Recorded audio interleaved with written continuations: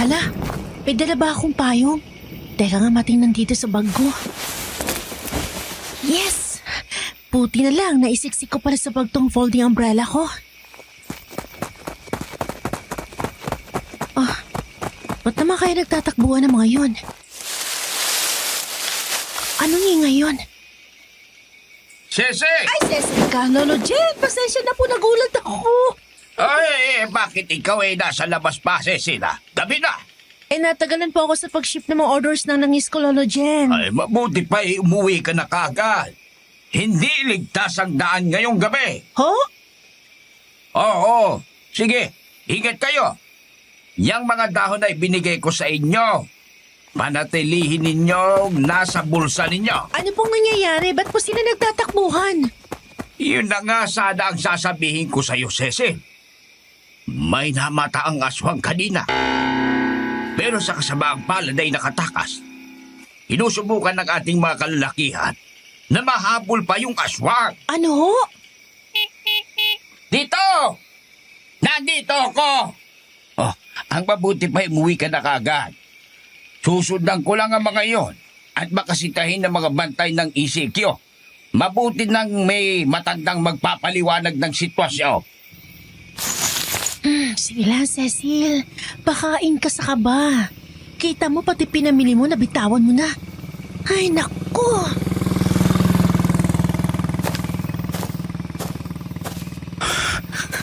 Cecil.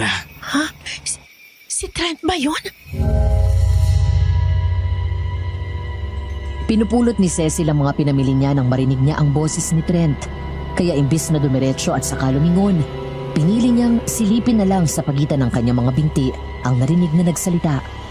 Para lang manghilakbot siya sa kanyang nakita. Gumuhit sa katahimikan ng gabi ang tili ni Cecil.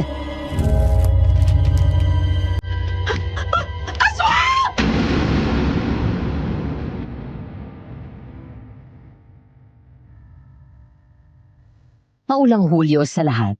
Itago niyo na lang po ako sa pangalang Bong. Dahil umuulan, tigil kaming lahat sa bahay, lalo't kabi-kabila ang pagbaha. Sabi nga ng kanta, pumapatak na naman ang ulan sa bubong ng bahay. Di maiwasang gumawa ng di inaasahang bagay. Pero ang pagsulat ko po sa inyo ngayong maulang hapon ng July 22, 2025 ay isang bagay na matagal ko nang pinag-isipan. At ngayong panahon ng habagat, nagdesisyon akong ipadala sa inyo ang sulat ko para ibahagi sa inyo ang karanasan ng aking mga kaibigan na itatago ko sa pangalang Brendan at Cecil. Dear Aswang Diaries at Madam Venus, pagbati mula sa Calabarzon. Bago ko ituloy kung ano yung nangyari kay Cecil matapos niyang makita yung aswang, hayaan po ninyong umpisahan ko ang kwento ko sa petsyang September 9, 2019, gabi ng Huwebes, bisperas ng kaarawan ni Cecil.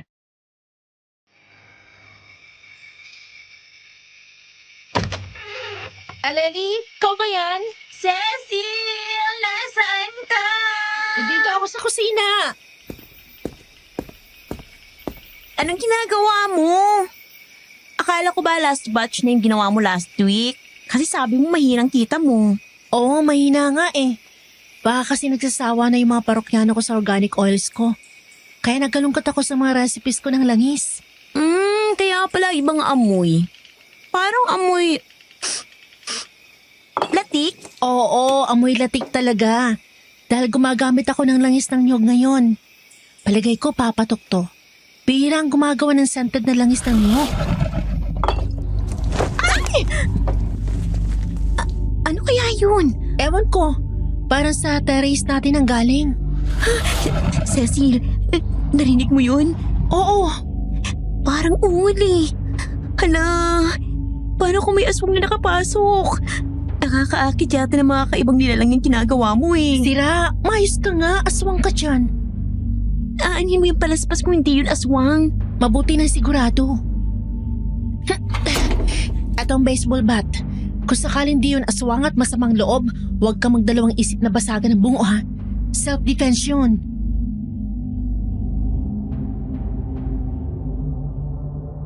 Dahan-dahan at nakatingkayad silang naglakad papunta sa teres. Unang sumilip si Cecil habang nakaumang paharap ang hawak niyang palaspas. Si Aleli naman ay nakahanda na mambarimbaw gamit ang bat kung sakaling magnanakaw ang nandoon. Pero ang nangyari,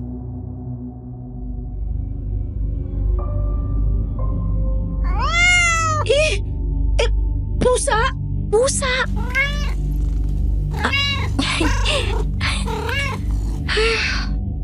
Si Uno lang pala. Uno, halika dito! Saan mo naman dadalhin yan? Huwag mong sabihin na ikakatok mo pa yan sa kabilang unit. Alangan naman na pabayaan kong gumala to. Mamaya masagasaan pa to. Diyan ka lang, babalik agad ako. yun nga ang ginawa ni Cecil. Ibinalik niya yung pusa sa kapitbahay nila. At nang bumalik siya, work mode agad siya. Hindi tuloy naiwasan ni Aleli na hindi magkomento.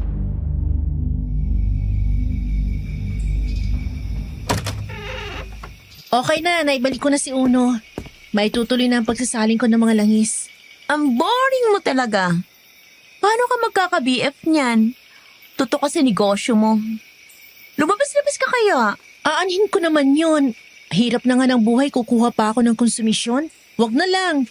Mas nanaisin ko pang kumita ng pera. Sus! Nasasabi mo lang yan kasi hindi mo pa nakikita si dawan mo. O baka naman, kaya ka ganyan kasi namimiss mo yung Brenda na kababata mo. Siya yung totga mong aswang, diba? Una sa lahat, wala akong pake sa dawan na yan. Ang tanging alam ko na dawan ay yung pelikula na pinagbibidahan nun si Jet Li. Ew! Kahit ang taste mo sa pelikula, old school. Pangalawa, anong totga ka dyan? Ang babata pa kaya natin nung umalis si na Brendan sa lugar natin. Sus, bata pa raw. Pero may babalikan kita na pang telenovela pa kayong dalawa, ha? Salitang bata lang yun. At pwede ba, tigilan mo na nga pagtawag kay Brenda ng aswang. Hindi siya aswang. Cecil, ikaw at ang lola mo lang ang nagsasabi na hindi siya aswang. Mali lang ang akala ng mga tao sa kanya, Aleli. Paanong mali? Hindi siya kumakain ng may bawang? Mahilig pa sa inihaw na atay. Balita ko, kahit sa sinangag, inihihiwalay niya yung bawang kapag meron. Tapos kapag daw aksidenteng nakakakain ng may bawang o sibuyas, maghapong sumasakit ang tiyan. Kasi nga, hindi kaya ng panunaw niya ang bawang at sibuyas. May mga ganong tao talaga. Oo, meron mga aswang.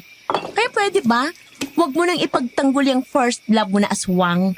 In the first place, kung di totoo ang bintang sa kanya, bakit sila umalis ng pamilya niya? Dahil sa pambubuli ng mga tao sa lugar natin. Di lang mga bata, kahit matatanda, pinagtitripan siya, di ba? Teka nga, saan bang punta mo? Takabiste ka. Anong biste? Hindi kita maintindihan, Leleng Cecil. Ang sabi ko, ba't ka nakapanlakad na damit? Yun pala yun. Nako girl, aralin mo nga ng konti ang makabagong pananalita.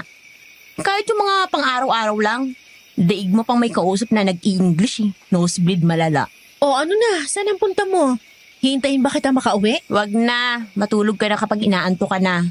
May date kami ni Charles. Siguradong babawi yun. Alam mo na, matagal-tagal na din ang... Okay, ingat, enjoy. Girl, ang dry mo naman. Nakakatamad ka sa totoo lang. Nasa na yung nakakakilig naman, sana all ganon. Ano? Tintak na yan. Ganyan ang mga salita ngayon? Di na, oy! Lumakat ka na nga.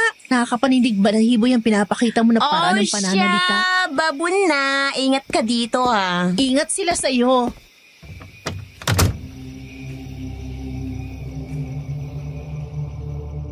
Itinuloy ni Cecil ang paggawa ng kanyang langis. Di niya napansin ang paglipas ng oras. Basang-basa siya ng pawis nung matapos siya sa ginagawa. Napatingin siya sa wall clock. Saktong 12:00 na ng hating gabi. Napailing na lang siya habang inililipat niya sa kwarto niya ang mga bote ng naglalaman ng langis.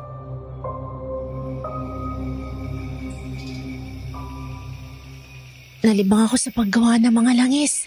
Inabot na pala ako ng hating gabi. Ang panas. Teka nga't mabuksan tong bintana para pumasok ang hangin. Sarap ng hangin sa gabi. Ang presko. Ano ba naman yung asong yun? Nakakatakot. Yang aso nyo, patahimikin nyo! Kundi lang hating gabi na, katago kayo ng mura talaga eh. Mga responsable may-ari ng hayop. Ano yan? Parang ikaw anong nakadapo dun sa puno ha? Ano ba yun? Hala? Nasaan na? Nawala? Diyos ko po! Impacto!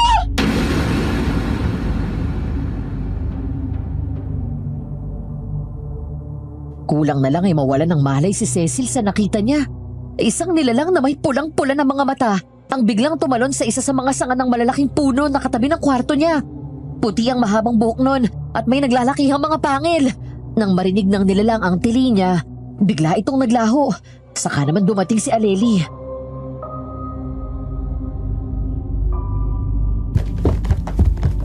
Cecil! Aleli!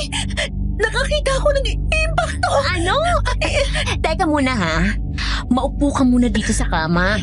Ano bang nangyari? May nilalang dyan na nakadapo sa sanga ng puno. Pulang-pula mga mata niya at naglalakihan ng mga pangil. Tapos puti ang buhok niya na mahaba. Dinatnan pa kita yung sinisigawan mo ang katabi nating unit dahil sa umaalulong ang aso nila.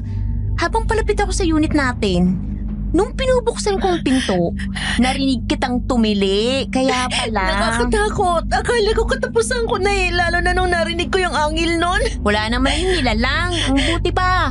Subukan mong kumalma, okay? Kukuha ako ng asin at bawang sa kusina para isabit sa mga bintana natin.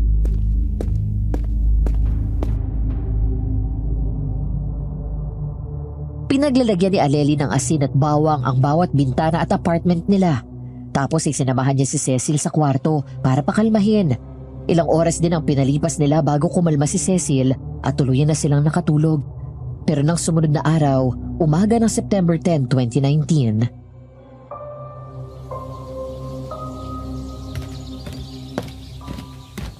Happy birthday to you! Happy birthday! Happy birthday! Happy birthday, Cecil! O, tara! Kain na tayo! Aga mong gumising ha. Ba, syempre! Special day mo eh! Kaya nagluto ako ng breakfast. Treat ko sa'yo! Sweet naman. Salamat, Aleli. Siya nga pala, salamat sa pagdamay mo sa akin kagabi ha. Ito naman, thank you. Para ngayon lang tayo nagkakilala. Syempre, dadamayin kita, no? Hindi lang kita kinakapatid. Best friend din kita since forever. Bakit siya nga pala nagbalik kagabi? Di ba sabi mo, di ka uuwi dahil may date kayo ni Charles? Ay, nako. Ang visit na yun, oh. Hindi ako sinipot. Oo. May reservation nga siya sa restaurant na paborito namin. Pero muntik nang maging baka ulit yung steak. No show ang loko. Bakit daw? May biglang overtime daw ang company nila. Ewan ko dun. Kakadampo na nga eh. May iba ako. Saan ang punta mo? Nakabihis ka na. Sisimba ako sa Quiapo. Magpapasalamat na nadagdagan pa ng isang taon ng buhay ko. Tapos, ihatid ko ang orders ng mga kliyente ko at ipapaship ko naman yung iba na malayo sa Manila. Diba, birthday mo ngayon? Hindi ba pwedeng sa kanilang yan? Kahit ipagpabukas mo nilang. I-celebrate natin ng ayos ang kaarawan mo. Maglilib ako. Binati mo na ako. Sapat na sa akin yon. Isa pa, sayang naman ang isang araw mo kung ililive mo, di ba?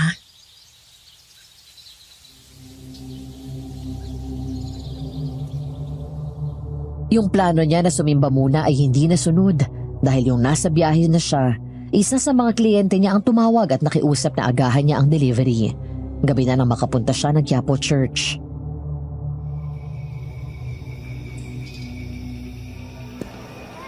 Yun na nga, si Mrs. Cruz kasi nakiusap na agahan ko ang delivery dahil paalis na daw sila ng pamilya niya. Pagdating ko naman doon, nagkakagulo pa sila bago pa niya ako nasikaso. Hindi ka na nasanay sa kliyente mo na yon. Kapag sinabi no na paalis na kami, 5 oras pa silang tatambay bago sila kumilos. Kaya nga kakainis. Tapos ang haba pa ng pila sa shipping service. Parang lahat na lang ng tao may pinapaship na bagay. Kinabituloy ako. Buti na lang umabot ako ng misa. Bakit parang tumahimik ang background noise mo? Hindi ko na marinig ang ugong ng ingin ng mga tao. Ano yun? May tao ba dyan?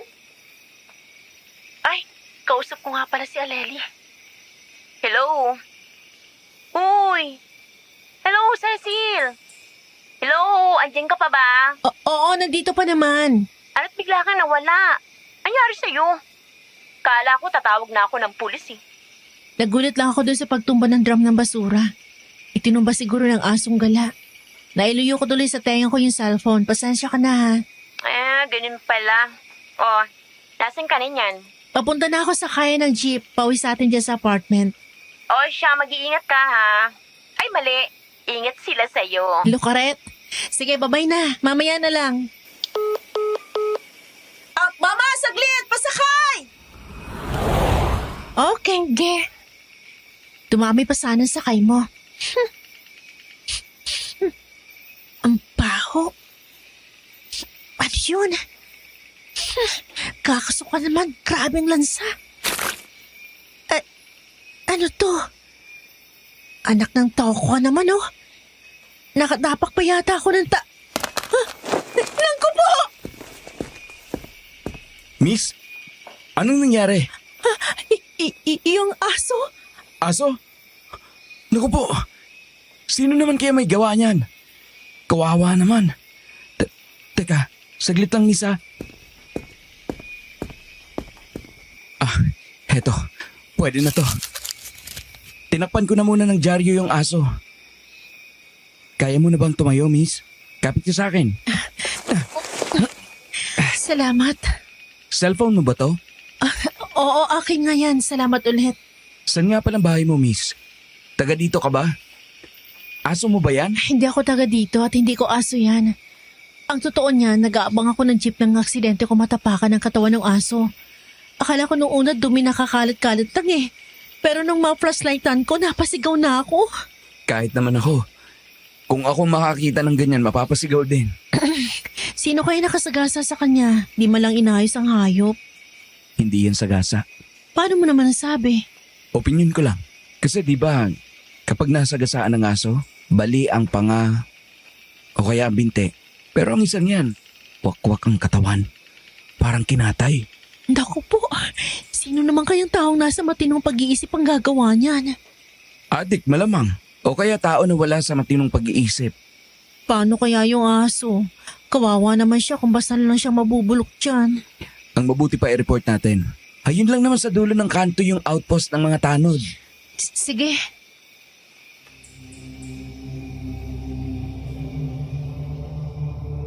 At yun nga ang ginawa nila. Nag-report sila sa tanod at itinuro kung nasaan ang kawawang aso. Tapos umuwi na si Cecil. Ginabi na siya ng husto. Kaya naman nung malapit na siya sa apartment nila, hindi na siya nasurpresa na nasa labas na si Aleli at inaabangan siya.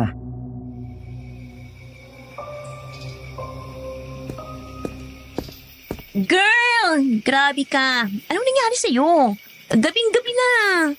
Hindi mo man lang nire-reply yung mga text ko sa'yo. Puro missed calls ang tawag ko sa'yo. Kahit sa chat man lang, hindi ka nagre-reply. Enjoy ka na magbigay ng anxiety. Sorry. Medyo may nangyari lang kasi. Medyo. Bakit ganyan ka? Parang naubusan ka ng lakas at... anong nangyari sa sapatos mo? Dugo ba yan? May pinatay ka? Aray naman, ano't ng bato ka ha? Gusto mo, kaltukan din kita. Ano may pinatay ang pinagsasabi mo dyan? Mamaya may makarinig sa'yo. Dugo yan ng aso. Bakit naman nalagyan ng dugo ng aso yung sapatos mo, Aber? Tara sa loob. Ikikwento ko sa'yo ng buo kung anong nangyari.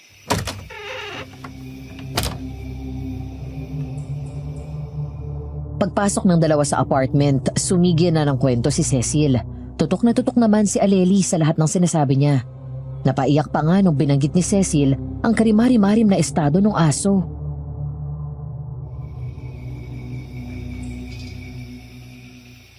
Grabe naman sinapit ni Doggy. Kung sino man ang gumawa nun sa kanya, sana makarma. Oo nga eh. Pero yung tumulong sa'yo, pogi ba? Oo. Bakit pa tanong yung sagot mo? Malay ko ba kung parehas tayo ng basihan ng pogi? Describe mo, bilis. May katangkaran siya. Huh? Tapos baka sa t-shirt niya yung ganda ng katawan niya. Parang alaga sa gym. Uy, yummy! Maayos din ang buhok niya. Tipong parang alaga sa salon. Tapos, tama lang ang laki ng mata niya. Medyo matangos ang ilong. Typical Pilipino yung kulay niya. Parang nakakahawig ni Paolo Avellino, pero kayo manggi. Wow! Pogi nga. Ikaw ha, pinagtataksilan mo na si Brandon Aswang mo. Taksil ka dyan. Makislap ang mata mo nang dinidescribe mo si Pogi eh. Ano nga palang name ni Pogi? Trent. Isa daw siyang masur. Tas na-graduate siya. Ay! Meant to be? Ikaw gumagawa ng langis. Siya naman nagmamasahe. Tigilan mo na yung kamamatchmake mo sa akin, ha? Pero type mo si Pogi, yung totoo. Medyo, sino bang hindi? Ang pogi niya, mukha namang mabait at ang bango pa. Magkaka-BF ng manang. BF ka dyan. Ano ka ba? Isang beses ko lang nakausap yung tao. Feeling ko magkikita pa din kayong dalawa. Pantas ka na ngayon. Hindi. Ako si Cupido. Kupido ka dyan. Tulog ka na nga. Hahawa yung paghikab mo eh. Ikaw din, matulog ka na. Nakaka-draining skin ang pagpupuyat. Nakakatanda din. Ay, mamaya na ako ng konti. Gawa mo na ako ng langis. Sold out ako eh. May ilang nag-advance order pa. Baala ka. Tulog na ako. Good night.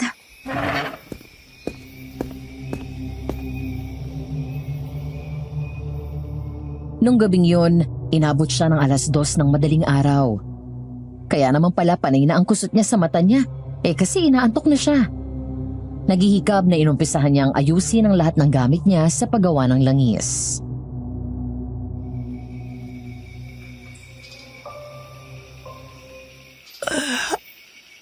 Sama ito. Nawiwili akong sobra sa paggawa ng langis. 2 gabi na akong puyat. Makabawi ng tulog. Mahirap magkasakit. Ano? Cecil? Bakit ka nakayup-yup din sa tabi ng ref? Nakita ko yung nilalang. Nakasilip niya sa bintana ng kusina. Ha? Anong sinasabi mo? Anong nilalang? Nakita ko eh. Nalilisik ang mga mata. Huwag! Baka makapasok. Anong makakapasok? Itong sanga ng Star Apple? Sanga? Oo. Hayan o. Pumapagapagaypay pa yung mga dahon. Hoy, Cecilia, matulog ka na nga. Kaya kung ano-anong nakikita mo kasi kulang ka na sa tulog. Pasado 2:00 na oh. Sige, matutulog na ako. Ayusin ko lang ang kalat ko dito sa kusina. Ay, hindi. Sumama ka na sa akin sa pag-akyat. Mamaya na yan. Matulog ka na muna. Okay.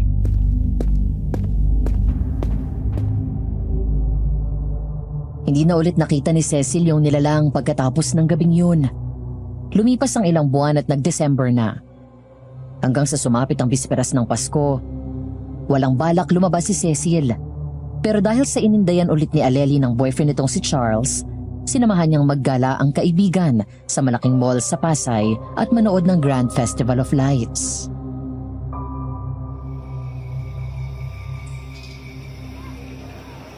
Okay ka na ba? May gusto ka pa bang kainin, puntahan, bilhin? Ano? Alam mo, Cecil, sana naging lalaki ka na lang. Pakakasalan kita. Hoy, umayos ka nga. Kung ano-ano naman pinagsasabi mo. Kasi naman, pakiramdam ko nanlalamig na sa akin si Charles eh. Biruin mo, simula noong September na kinancel niyang dinner date namin. Puro plano na lang kami. Tapos last minute, ika-cancel niya. Alam mo, Aleli, 2 lang naman ang pagpipilian mo. Ang unawain mo siya o hiwalayan mo. Ayoko! Hoy!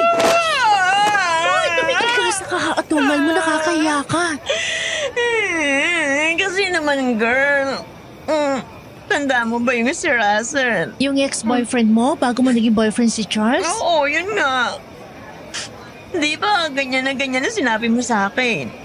Ang ending, hiwalayan blues kami. Nagigiluhi ka lang naman ako, praktikal, ganun. Mahal ko siya. Hindi ganun kadali na itapon nilang bastang feelings ko para sa kanya. Uy, may poging palapit sa atin. Aray naman, nakabato ka naman eh. Lumabas yata ang brain matter ko. Mahal mo talaga si Charles ha? Pero sniper ang mata mo, nag-iba agad yung mood mo nung makakita ka ng pogi. Iba yun at iba to. Iba to kaya kita. Kalukuhan mo ha. Parang katapusan na ng mundo kung makaatungal ka kanina. Malungkot naman talaga ako eh. Pero hindi naman nakakabulag ang lungkot, no? Kaya, kaya ko ba ding mag-appreciate ng gwapo kapag nakakakita ako? Ay, eto na siya. Si Trent yata yan. Trent? As in, yung Trent po nung gabi sa may Quiapo. Si Trent nga. Cecil! Small world Merry Christmas. Merry Christmas din sa'yo, Trent. Hi! Merry Christmas sa ating lahat. Ako si Aleli, BFF ni Cecil. Ikaw si Trent? Oo. Ako nga. Ikinagagala kitang makilala, Aleli. Wow! Ang pogi mo nga, no? Artistahin. Aleta Maria, umayos ka, nakakahiyang kakirihan mo. Last minute shopping? Hindi. Naghihintay ako ng pagputok ng 12:00 para sumalubong sa Pasko. GF, meron ka na. Aleli! Naku, Trent, pasensya ka na kay Aleli, ha? Okay lang. At sa tanong mo, Aleli, wala pa akong girlfriend.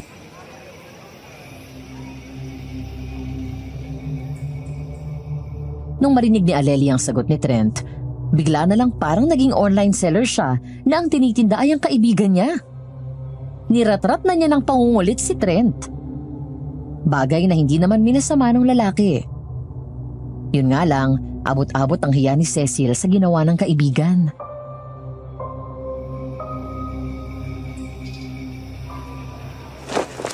Wala pa? Meaning, naghahanap ka? Kung sakaling makakahanap, bakit hindi? Eddie, kayo na lang ni Cecil. NBSB yan. Jackpot ka dyan. Hoy! Ganun ba? Salamat, Aleli. At mukhang tiwala ka sa akin para maging first boyfriend ng kaibigan mo. O paano? Eddie, kayo... Pero naniniwala ako na kapag usaping relasyon, hindi dapat yun minamadali.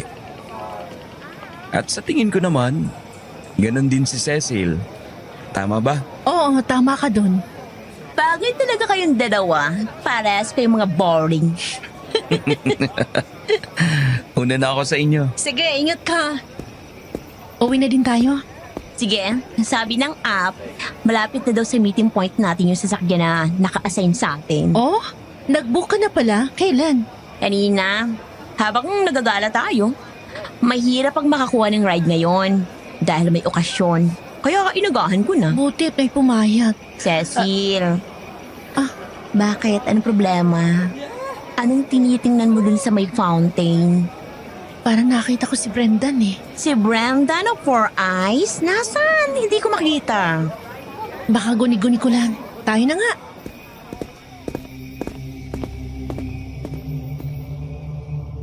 Fast forward tayo sa New Year's Eve.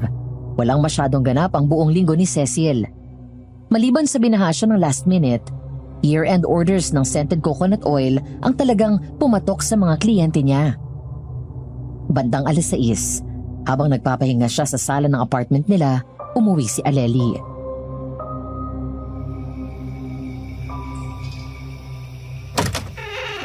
Oh, ba't ka nandito? Akala ko ba... Ano pa nga ba? Kinansel ulit ni Charles ang lakad namin. Malapit na ako maniwala na naghihintay na lang kami kung sino ang unang makikipagkalas. Gusto mong lumabas? Himala! Anong nakain mo't nagyayaya ka ng labas? Wala naman. Naisip ko lang kasi na hindi makakabuti sa'yo. Kung New Year na New Year nandito ka sa apartment at nagmumukmuk. Sayang din kasi itong invite-only pass na binigay ng suki ko eh. Tingnan mo. Patingin nga. Nga, eto oh. Ay, siya, may kalamay. Ang hirap makakuha ng reservation sa Fifth Avenue. Lalo at may Grand Street event dun ngayon. Ang ganda pa ng location nitong resto. Dumungaw ka lang, kita mo na yung event. Ibang level yung suki mo, ha? Sige, lakad tayo. Magbibihis lang ako. No. Hindi ka lang magbibihis, Dizay. Aayusin kita. Dapat dress to kill and impress tayo. Ano? Ayoko. Ang hirap gumalaw eh. Hindi. Bawal kumontra. Tara, akyat tayo. Full makeup ang gagawin natin. At ako na din ang pipili ng isusuot mo. Kadiri kung pupunta tayo dun sa isang pinakamahaling resto sa 5th Avenue. Tapos mukha kang pindangga.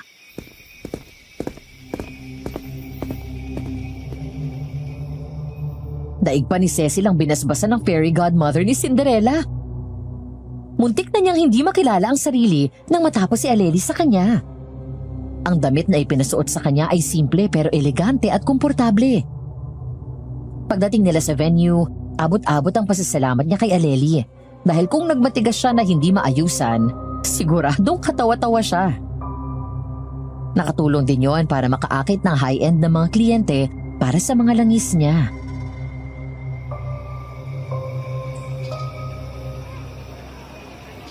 Happy New Year, Aleli! Happiest of New Year, Cecil. Kahit na inigyan ako ng lokong si Charles, ito yung most memorable na New Year ko to date. Ha? Bakit naman? Dahil nakatapak ako sa mamahaling resto gawa mo at yung suki mo. Nakita kitang nakaayos at napatunayan ko na hindi ka lang maganda. Nakakapaglaway din palang figure mo. Salamat sa iyo kasi hindi mo ako hinayaang umalis ng basta na lang. Salamat din sa damit, ha? Talagang inisip ko kung ano yung babagay sa panlasa ko. Yaan mo, papadry clean ko to bago ko isoli sa iyo. Anong sa uli? Iyo yan. Binili ko yan para sa birthday mo. Kaso lumarga ka na ng deliveries mo eh. At gabi ka nang umuwi. Kaya ngayon lang napabigay yan sa'yo. Grabe. Touch ako. Yan ginagawa mo. Nagpipigil maluha. Baka kumalat yung mascara at eyeliner ko eh. Go lang.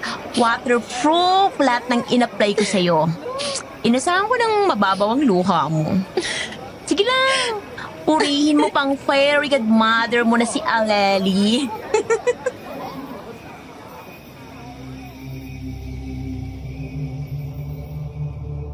Tapos noon naglabasan na ang mga tao sa resto. Tapos na kasi ang event. Ang ibang guests nakiparty pa sa New Year event sa mismong kalsada ng 5th Avenue. Ang ilan naman na kagaya ni na Aleli at Cecil ay nagdesisyon ng umuwi. Habang papunta sila sa pick-up point ng designated driver nila, nakaramdam si Cecil na parang may sumusunod sa kanila. Hinigit niya sa isang sulok si Aleli.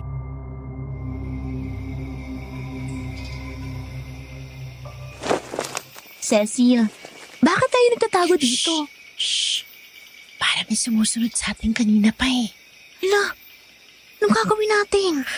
May plano ko. Buti na lang at shoulder bag tong dinala ko.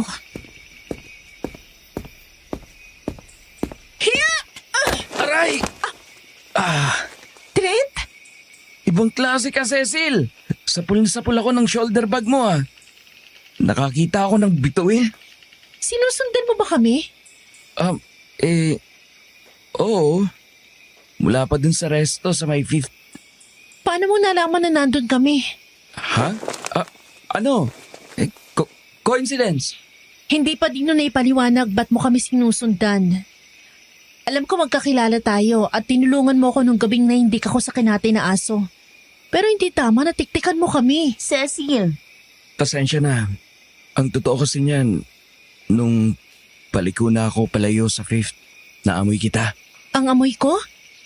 Trent, hindi ganun katapang ang pabango ni Cecil para matukoy mo na siya yun. Lalo na't ang daming tao sa lugar na yun. Idagdag mo pa na amoy pulbura ang paligid dahil sa dami ng fireworks na pinakawalan. Hindi naman pabango ang tinutukoy ko, kundi yung amoy niya. Sinasabi mo bang may anghitang BFF ko? Tanggalan na kaya kita ng ilong. Baka naman pwedeng pakinggan na muna ninyo ako. Pakiramdam ko ang sama-sama ako ng tao eh. Sige, magbaliwanag ka. Pakikinggan ka namin. Pero kapag bulok na namang palusot yan, Hindi mo na ako kailangang daanin sa dahas, Lely. peace na. Ang totoo kasi niyan, may kakaibang amoy si Cecil. Ewan ko kung napapansin mo. O ninyong dalawa. Pero kumakapit sa kanya ang amoy ng langis niya. Oo nga no. Tama ka. Di ba? Ang talas naman masyado ng pang-amoy mo. Hindi sa ganon. Masahista ako. Kadalasan mga massage lotion at langis pang masahe ang gamit ko. Kaamoy ng langis na madalas kong gamitin sa mga kliyente ko. Yung amoy na nakakapit kay Cecil. Kaya madali ko siyang napansin. Heto yung langis oh. Tingnan ninyo. Bakit? Kaya pala. Matanong nga kita. Matagal mo na bang gamit ang langis na to? Yung brand na yan, mag-iisang taon siguro. Pero, yung mismong uri na yan, nahawak mo, siguro, nung September lang. Bakit? Akin ang langis na yan. Bagong line yung scented coconut oil. Nito mga nakarang buwan, yan ang best seller ko. Kaya yan ang madalas kong gawin. Kaya pala. Sana naman hindi na ninyo ako paghinalaan. Pasensya na din kayo kung natakot kayo kanina dahil sa ginawa ko. Huwag mo na lang uulitin. Baka sa susunod, di lang hato ng handbag ang matanggap mo.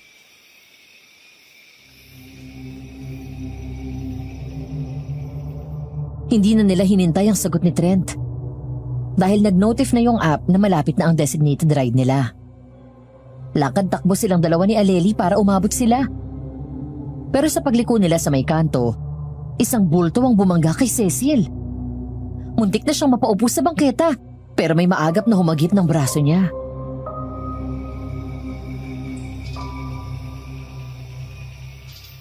Oops! Dahan-dahan ka kasi. Hanggang ngayon, wala ka pa rin ingat, Cecil. Sino ka ba? Ba't ka ba namimitik ng noo? Brendan? Kumusta ka? Akala ko talaga kanina. Kakailanganin ko na makialam eh. Teka, hindi ko maintindihan eh. Anong sinasabi mo? Ba't ka nandito? Kailan ka pa nakauwi ng Pilipinas? Noong 9 ng Setyembre. Kung ganon, ikaw yung sumusunod sa akin nung gabi yung sa Quiapo? Oo, at hindi. Brendan, hindi ako nakikipaglokohan sa'yo ah. Ingatan mo palaging sarili mo, Cecil. Maging mapagmatsyag ka. At ayusin mo ang problema ang ginawa mo. Kung di, baka matagpuan mo ang sarili mo na hinahapunan na ng mga aswang at ng iba pang nilalang. Brendan, sandali! Diyos ko naman, Cecil. Akala ko kung ano nang nangyari sa'yo. Andyan ka lang pala at nakatunganga.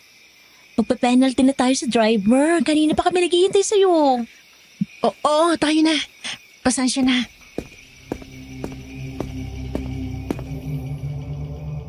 Pero hindi mawala-wala ang kakaibang pakiramdam ni Cecil. Yung para bang may mali sa mga nangyayari. Dumagdag pa sa aalalahanin niya ang babala ni Brendan. Kaya pagdating nila sa bahay, nagkulong siya agad sa kwarto niya at hinalungkat ang gamit niya. Pakiramdam niya kasi doon niya makukuha ang sagot na hinahanap niya. At hindi nga siya nagkamali. Mula sa sala ay niyaya niya si Aleli sa kwarto niya.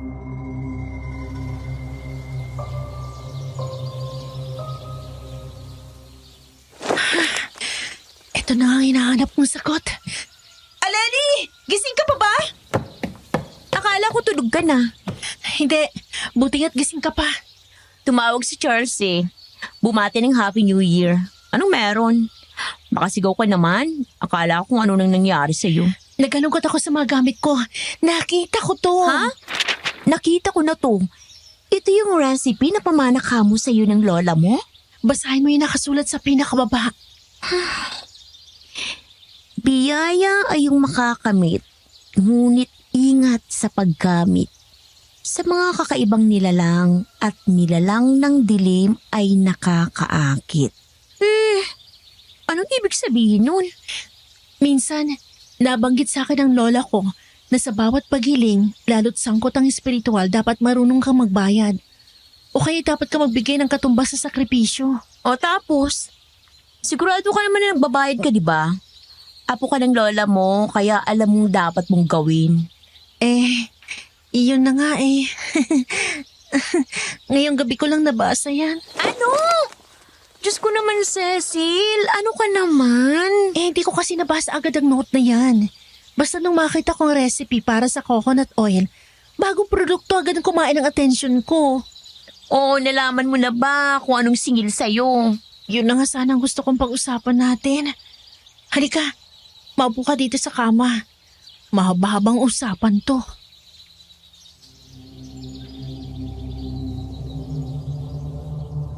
Inisa-isa ni Cecil ang mga pangyayari. Mula nung unang gabi na nakita niya yung nilalang at hanggang sa nangyari bago sila umuwi. Maging ang pagkikita nila ni Brendan.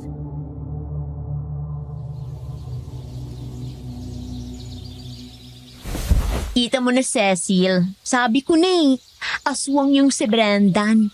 Siguradong naaakit siya sa amoy ng langis mo. Ang totoo niyan, Aleli, si Trent ang pinagbibintangan ko. Ano?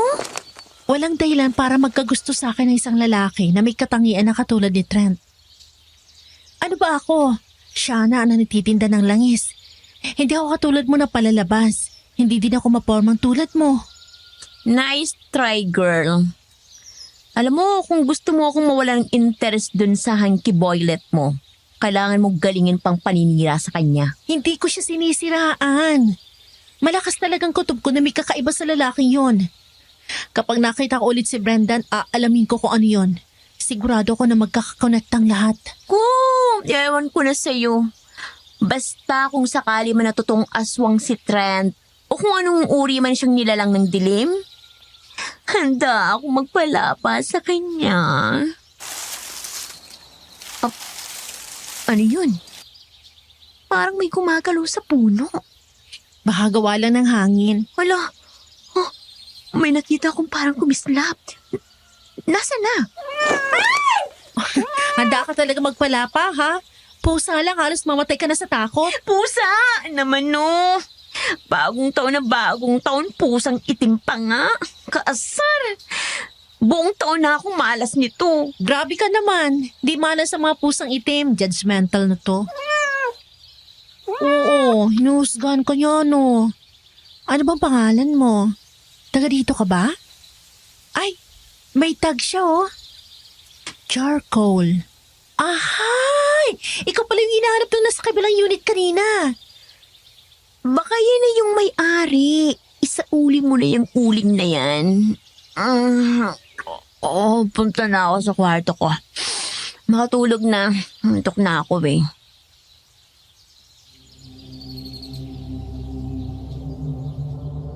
Tapos noon, gumawa na ng mga sakripisyo si Cecil para mabayaran yung biyaya na pinakinabangan niya. Namanata siya, nagrosaryo siya tuwing Martes at Biyernes at nilimitahan niya ang mga pag-order ng kanyang langis ng niyog. Ibang uri ulit ng langis ang ginawa niyang pangunahing produkto niya. Pagpasok ng Pebrero, naging kalat na ang balita tungkol sa COVID. Isang hapon, pagbalik ni Aleli mula sa trabaho,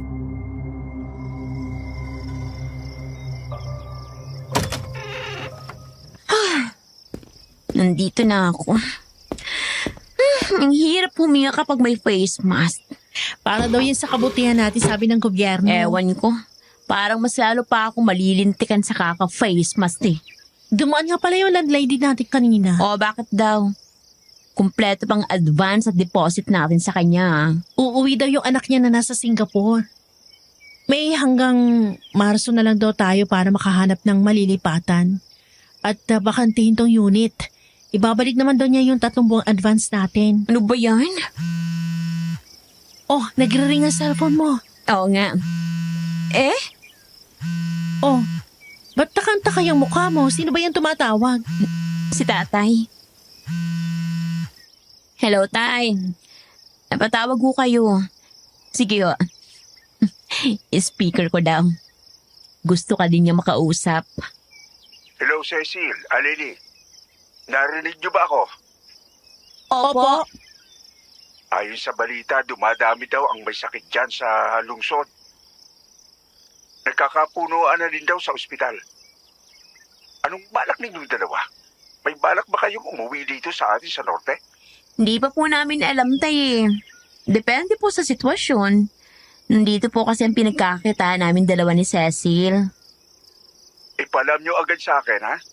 Para maipasundo ko kayo. Mahirap magbiyahe ng mga pampublikong sakyan ngayon eh. Lalo't malayuan. Hindi nyo alam kung sino ang makakasalamuhan ninyo. Baka may COVID na. Nag-iingat naman po kami, Ninong. Hindi kami nakakalimot mag-face mask at mag-alcohol. Hindi din kami nakakalimot magugas ng kamay. Huwag pa din kayong pakampante. Opo. Tawagan nyo ako kung ano man ang desisyon ninyo. Pero huwag nyo sarang paabutin ng Marso. Balita ko ilalakdown daw ang buong bansa. Pag nagkatotoo yun, hindi na kayo makakabiyahe pa uwi dito kahit gustuhin nyo man. Sige po, Itay. Hayaan po ninyo at pag-iisipan po namin mabuti ni Cecil kung ano po magandang gawin. Aleli, siguro mas maganda kung umuwi na tayo sa atin. At least doon kapiling natin mga mahal natin sa buhay. Lalo ka na, nandiyan pang tatay mo. Mas maganda na magkasama kayo ng pamilya mo. Pamilya natin. Huwag mong laging inihiwalay yung sarili mo. Pamilya tayo. Higit pa tayo sa magkaibigan. Kinakapatid kita. Magkapatid ng turingan natin. Kulang na nga lang manggaling tayo sa iisang matres.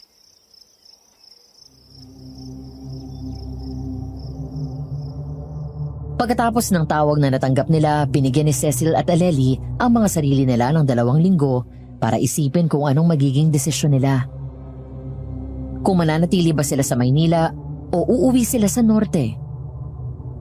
Pero bago sila makabuo ng konkretong desisyon, isang seryosong pangyayari ang naganap kung saan sangkot si Aleli.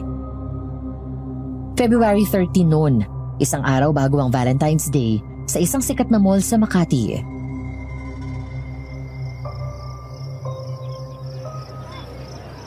Tawid na daw, sabi ng mall guard. Tara na. Uy, Cecil. Salamat talaga sa pagsama sa akin na. Wala yun. Sinamahan mo din naman ako sa courier service kanina. Quits lang tayo. Sigurado ka ba na wala kang gustong bilhin? Libre ko. Hindi na. Tutukan mo na lang pagpapabeauty mo para kapag nakita ko na si Charles, manghinayang siya sa pinababayaan niya. Love na talaga kita, Cecil. So dati hindi. Hindi ganun ang ibig kong sabihin. Ito naman eh. Oo, alam ko naman eh. Binibiro lang kita. Baktol ka naman agad. Aleli? Bakit ganyan ka? Anong problema? Mukhang mauulit na naman ang nangyari kay Charles. Ha? Bakit mo naman nasabi yan? Ang gunggong na yun, ayun oh, may kasamang ibang babae. Kaya pala nanlalamig, may iba ng kinakalantari. Paktay siya sa akin. Aleli, huwag ka mag-iiskandalo ha? Iskandalo? Ano pang silbi? Hindi ko na din naman siya gugustuhin bumalik pa sa akin. Bakit pa ako mag-iiskandalo? Mabuti naman kung ganun. Tara na, umuwi na tayo. Oo, uuwi tayo. Pagkatapos kong bigyan ng leksyon ng lalaking yon. Teka, akala ko ba hindi ka mag-iiskandalo? Hindi nga. Pero hindi ko sinabing hindi ako gaganti. Aleli, sandali. Saglit lang. Naku po, pangunos pili ka, Aleli. Charles! Hoy! Advance Happy Valentine's. Hetong regalo ko sa'yo. Farewell gift ko sa'yo yung hinayupak ka. Break na tayo!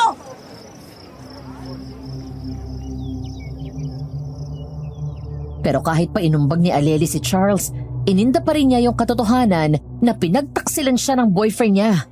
Panay ang ngal-ngal niya nung makauwi sila.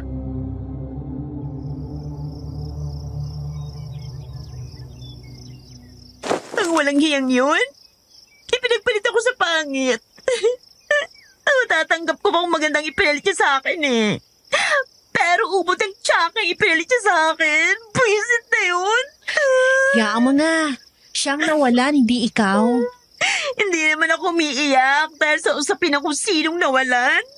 Umiiyak ako dahil na-insulto ako. Teka, may kumakatok. Pagbubuksan ko lang ha, baka yung landlady natin yon. Itatanong siguro kung kailan tayo lalayas dito sa unit niya. Magandang hapon, Cecil.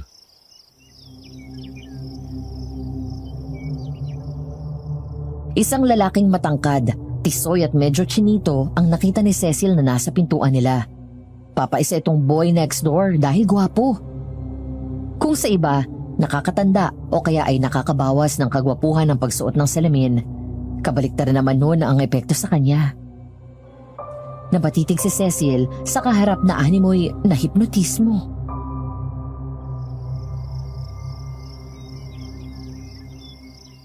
Ano na, Cecil? Naging bato ka na dyan.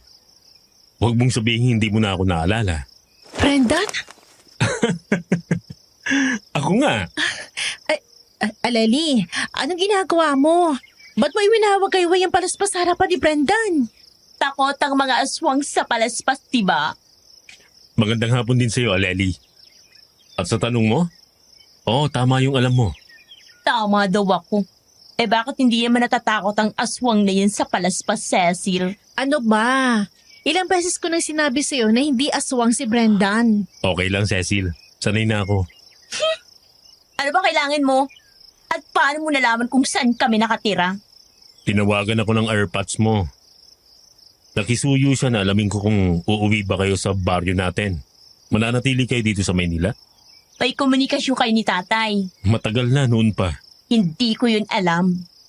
Marami naman kayong hindi alam tungkol sa akin eh. Mabuti pa tumuloy ka na muna, Brendan. Mukha hindi lang basta saglit ang sadya mo eh. Mapo ka. Gusto mo ba ng kape o tsaa? O gusto mo ning salabat? May kalamansi juice din kami. Siya na lang, Cecil. Salamat.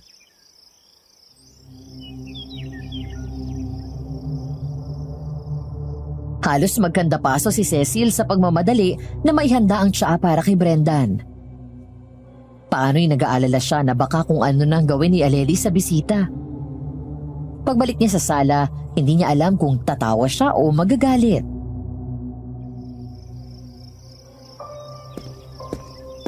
Aleli! Anong ginawa mo kay Brendan? Ba't napapalibutan ng asin ang paanan niya? Hinihintay kong maabo. Kaso ang lakas eh. Hindi tinatablan. Tama na nga yan. Brendan, baka pwede mo na sabihin kung ba't ka nandito. Yun na nga. Kung mapagdesisyonan nyo na umuwi sa atin sa norte, isasabay ko na kayo. Nagkakaigpitin na kasi sa pagbiyahe. Isa pa, kumpirmado ang lockdown sa Marso. Pero nung tumawag sa amin si Nino, sabi bali-balita pa lang. Mismong staff sa Malacanang isang kamag-anak namin. Kinumpirma niya sa akin ang balita. Wow naman. Kinumpirma talaga sa'yo. Ang taas mo siguro. Para sa kaalaman mo, Aleli, inaalam ng kamag-anak namin na yun kung aalis ba ulit ako ng Pilipinas o magpapaabot ako dito ng lockdown. Dahil kung aalis ako, gagawa niya ng paraan na makalabas pa ako ng bansa. Ganon. Opisina. Bakit kaya? Sagutin mo, baka importante. Sige, tingin ka muna, Cecil. Iiwan ko na bukas ang pinto. Baka atakihin ka ng aswang na yun eh. Good afternoon po, sir. Brendan, okay ka lang ba kung babalik ka sa lugar natin? Ang totoo niyan, gusto ko nang huwag bumalik. Masyadong masakit ang mga alaalang ibinigay sa akin ng lugar na yon. Kung ganon, ba't ka pumayag sa pakiusap ni Ninong? Dahil sa dalawang dahilan. Dalawang dahilan? Sa dami ng pagwawalang hiyang ginawa sa'yo ng mga tao dun sa atin, mas pinili mo magbalik dahil sa dalawang dahilan? Oo. Una, dahil gusto kong malinis ang pangalan ng pamilya ko. Napatunayan sa kanila na mali ang bintang nila sa akin. At pangalawa, para tuparin ang pangako ko sa'yo na babalikan kita. Natagalan ka yata sa tawag mo. Oo. Tumawag pa si tatay eh. Totoo ang sinasabi nitong si Brendan. Nagkausap nga daw sila at pinakasuyuan niya na isabay na tayo pa uwi sa atin. Kaya pala. At wala talaga akong choice kung di ang umuwi na. Dahil kasama ako sa work from home employee ng kumpanya namin.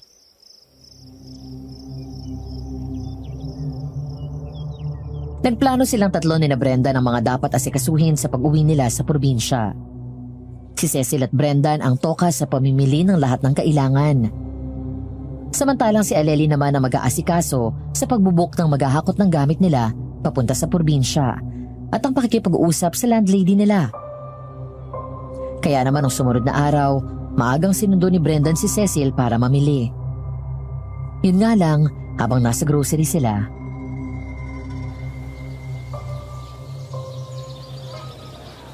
Grabe, ang daming tao. Nakakatakot. Panic buying na sila.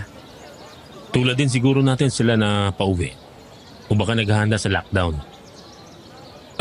Yung listahan natin ng bibilhin. May hindi pa ba tayo na ilalagay dito sa cart? Teka, alcohol, bleach, hand wash, sabong pampaligo, mga dilata, tissue. Sa tingin ko naman kumpleto na to. Okay, balik tayo sa canned goods section. Dagdagan natin yung stock. Mukhang kakaunti yan. Sige. Mabuti pa dito na tayo sa aisle na tumagkat ng daan. Nasa kabilang dulo lang nito mga canned goods. Oo, mabuti pa nga. Ay! Oh, Cecil, ayos ka lang ba? Oo, nagulat lang ako. Sorry, miss. Hindi ko sinasadya. Cecil, Trent? kumusta? Matagal-tagal na din mula nung huli tayo nagkita. Eto, okay naman. Ikaw ba? Eto, okay din naman. Pero, hindi ko masabi na ayos ang lagay ko. Siya nga pala, ito si Brendan. Kababata ko siya sa probinsya namin. Brendan, ito si Trent. Kakilala namin ni Aleli. Ikinagagalak kitang makilala. Ganon din ako. Dito ka din pala namimili? Hindi. Ngayon lang ako namili dito. Yung supermarket na madalas kong puntahan. Wala na yung mga kailangan ko eh. Kaya dumayo ako dito. Hindi ko lang inasahan na ganito kadami ang aabutan kong tao. Kung okay lang, mas mabuti siguro kung tapusin na muna natin ang pamimili natin. Tapos, saka tayo makita-kita sa may ATM malapit sa escalator para makapag-usap tayo ng maayos. Okay sa akin yon. Anong masasabi mo, Trent? Sige, kita tayo doon.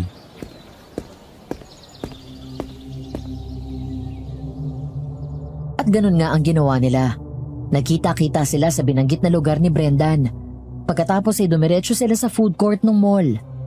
Sa pagkakataong yon, kasama na nila si Aleli.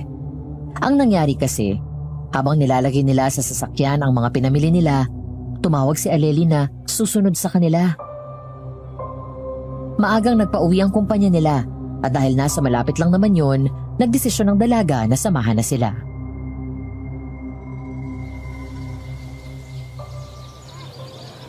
Aswang ka talaga no, Brandon? Nagtataka tuloy ako kung bakit hindi ka pa nabubuking hanggang sa ngayon. Ano na naman ba yan, Aleli? Mamaya maniwala si Trent sa pinagsasabi mo. Kanina nung umu-order tayo, narinig ko na binulungin niya yung servidora na huwag lagyan ng maraming bawang at sibuyas ang pagkain niya. At kung pwedeng kaunting-kaunting asin lang yung order niya, sapat lang daw para magkalasa. Para sa kaalaman mo, Aleli, ginagamot pa ako hanggang sa ngayon. Etong ebidensya para sa ikapapanatag ng loob mo. Test result at reseta ng doktor? Ano naman ngayon? Sinong gunggong naman ang magbibitbit ng ganito para lang magpaliwanag? Lalo ka lang nagmumukhang guilty. Sa panahon ngayon, hindi na yan kakaiba. Lalo na't may kakalat-kalat na nakakahawang sakit. Sang-ayon ako kay Cecil. Nakakapag-alala lang yung dami ng tao. Kung kailan may ganyang issue sa paligid, parang lalo namang ginusto ng mga taong lumabas. Oo nga, no?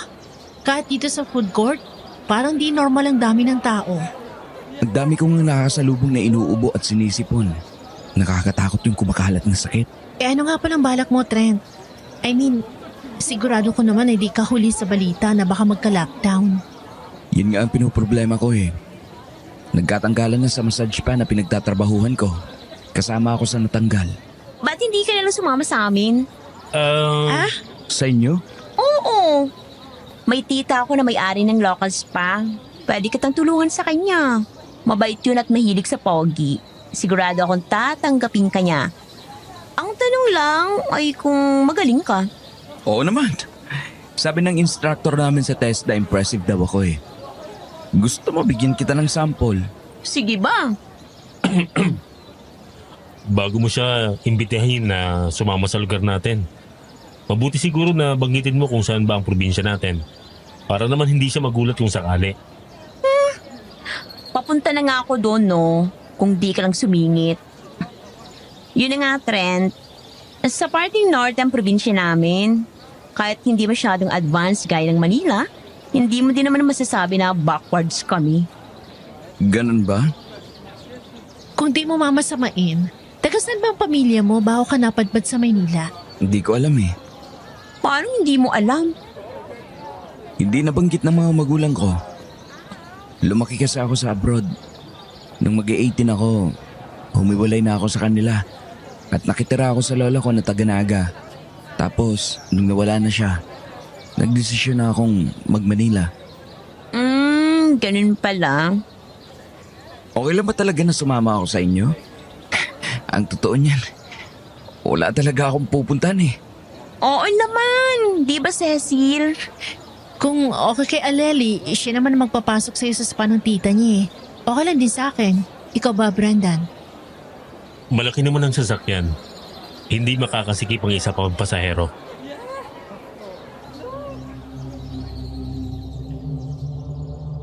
Nagkasundo silang tatlo na magkita-kita sa huling linggo ng February. Sa apartment ni na Aleli at Cecil. Madaling araw silang lumakad at bandang tanghali ay binabagtas na nila ang kahabaan ng NLEX. Madami nang nagbago sa lugar nila. Pero ganun pa din kaganda ang tanawin.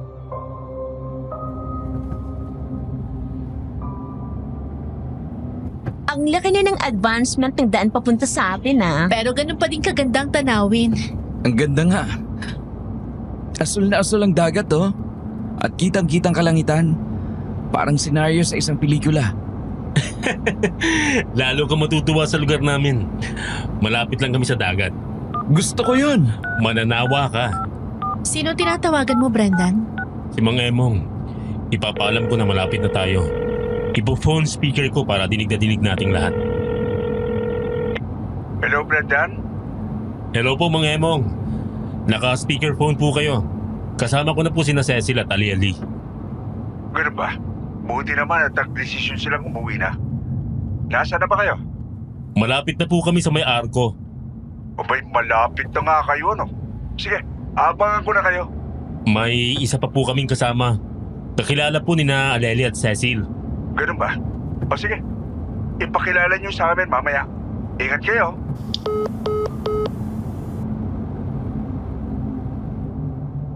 Kalahating oras pa ang itinagal ng biyahe nila. Hanggang sa lumiko sila sa isang sitio at binagtas ang bagong sementadong kalsada na dati ay dirt road na daan. Mapuno ang lugar at madami pa ang mga bakanting lote na napuno ng mga talahib. Pero may mga poste na ng ilaw at mga kable ng internet service. May mga ilan-ngila na modernong bahay, pero bakas pa din sa karamihan ang probinsyang pamumuhay.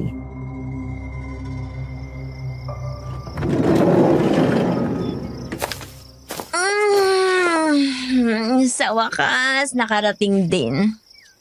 Kakangalay maupo ng ilang oras eh. Mabutit nakarating na kayo. Mano po, tay? Pagpalain ka ng Diyos, Aleli. Mano po, Ninong? Pagpalain ka ng Diyos, Cecil. Kagaya po ng napag-usapan natin. Inihatid ko na po sila. Salamat, Brendan. Sino ba yung sinasabi mong kakilala nitong si Aleli? Eto po si Trent. Magandang hapon po.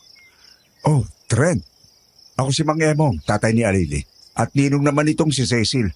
Pero para sa akin, parehas ko ng anak ang mga yan eh. Anong sadya mo sa aming lugar? Magbabakasyon ka ba? Inimbitan ko siya, tay. Ang totoo kasi niyan, na-lay off po siya sa spa na pinagtatrabahuan niya sa Manila. Sabi ko, i-a-apply ko siya ng trabaho sa spa ni Tita Tinay. Aba, sabi na nga't boses ni Aliling naririnig ko. Tama bang narinig ko? May i-apply ka na masahista sa spa ko? Opo, tita. Ito po si Trent. Graduate po siya ng massage therapy sa TESDA. Ang gwapo ha, macho pa. Pasado ka na. Eh ang isang yan, wala bang balak mag-apply na masahista? Pasado na din siya. Aling Tinay, si Brendan po yan. Ha? Sino ka naman? Ay, si Cecil pala ito. Sino bang Brendan yan? Bakit parang inaasahan mong kilala ko yan? Aling Tinay, hindi na po ba ninyo ako tanda? Yang gwapo mong yan? Kung nakilala na kita noon, abay hindi kita makakalimutan. Tinay, si Brendan yan.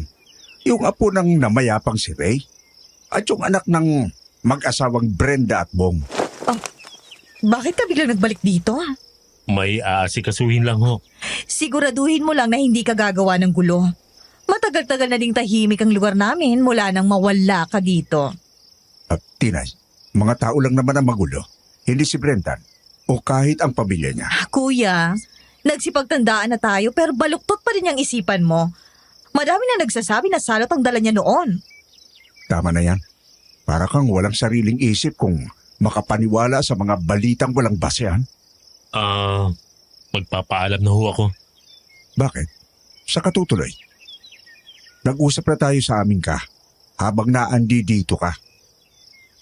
Ano? Hindi naman yata pwede yan, kuya. Hindi mo iniisip ang kaligtasan natin. Kaligtasan? Anong tawag mo dun sa estrangherong masahista mo? Sa spa? Na pinatutulog mo sa bahay? Ibang usapan yon, kuya. Mang Emong, ayos lang ho talaga. Nakausap ko po si Lolo Jen. Sa tingin ko naman, ay naiayos naman ang bahay na naiwan namin noon. Pasensya ka na, Brendan. Okay lang ho yun. Cecil, alis na ako. Kung sakaling may kailangan ka, alam mo naman kung saan ang bahay namin.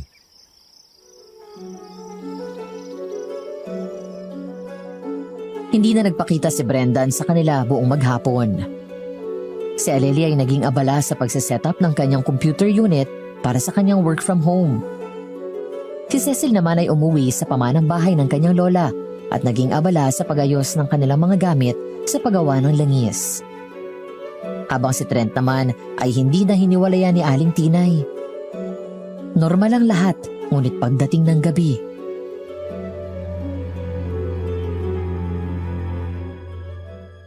Diyos ko po! Tulong! May bangkay doon sa mitalahiban! Mga kapitbahay! Ano daw? Sino ba yung nagsisigaw? Ano bang nangyayari? Kararating lang namin tapos may ganitong gulon agad? Oh, nabulabog ka ba, Cecil? Lolo Jen, ano pong meron? Nauulit na naman ang nangyari nung bata pa si Brendan. Mukhang sa kanya na naman ibibintang ng makakating dila ang insidenteng ito. Huwag sana. Wala namang ginagawang masama si Brendan sa kanila. Gusto lang niyang umuwi at linisin ang pangalan niya.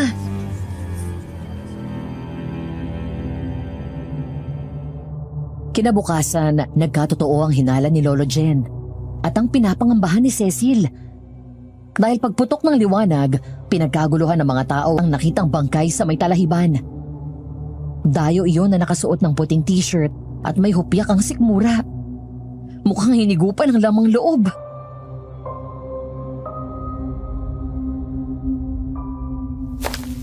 Yan ba yung sinisigaw ni Aling Dory kagabi? Brendan, nandiyan ka na pala. Oo, yun nga.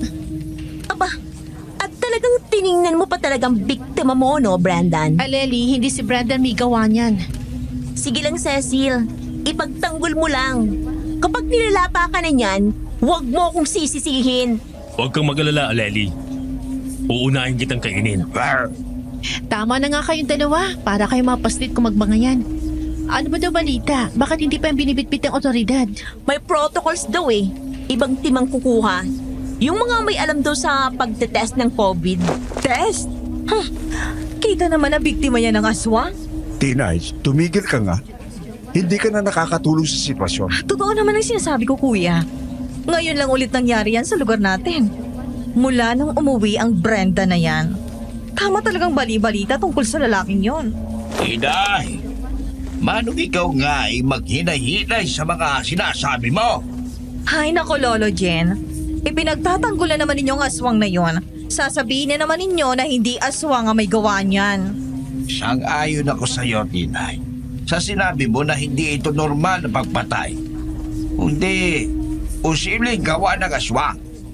Pero mali na basta mo na lamang ibibintang yun kay Brendan. Kanino pa ba dapat ibintang? At saktong kauuwi lang niyan, may naging bangkay na agad. Ikaw naman ay hindi na bago dito sa lugar natin. Kaya sana, alam mo na din na noong nandito pa ang pamilya ni Brendan, hindi ganyan ang uri ng pagpatay. Oh, totoo yun. Yung sinasabi nitong si Tinay na ibinibintang kay Brendan. Dati hindi parang hinigupan ng lamang loob. Kung di winawakwak ang buong katawan. Tapos ay dinudukot ang puso at atay. Kaya imposible ang pinagsasabi nitong si Tinay na si Brenda ng aswang. Tama yun. Isa pa. Isa pa yan Aling Dory? Imposibleng si Brendan yon. Dahil kasama ko siya kagabi. Tinulungan niya akong magbuhat ng paninda ko. Kung may paghihinalaan man ako, hindi ba't dapat yung bagong masahista mo, Tinay? Luka-luka ka, Pagbibintangan mo si Trent? Kakilala ito ng pamangkin ko at ni Cecil na inaanak ni Kuya Emong. Bawiin mo yung sinabi mo. Kung hindi, kakalbuhin kita. Sinasabi ko lang naman ang naiisip ko. Walang may gustong makinig sa opinyon mo, Aling Dory. Palibhasa'y tinanggihan ka nitong si Trent kahapon nung magpapasampol ka ng masahe sa balikat. Kaya siguro sinisiraan mo siya. Hindi yan totoo! Kung hindi pala totoo, edi mag-sorry ka sa masahista ko. Nakakasirang puri ka? Kung ganyan ang iniisip mo, hindi ba dapat ay humihingi ka ng tawad kay Brendan? Hindi mo pa naman napapatunayan na aswang nga siya.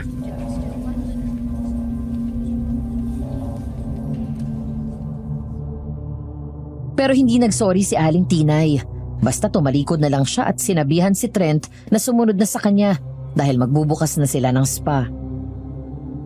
Lumipas ang 1 linggo. Patok na patok ang spa ni Aling Tinay. Nag-celebrate ito at inimbita maging si Brendan.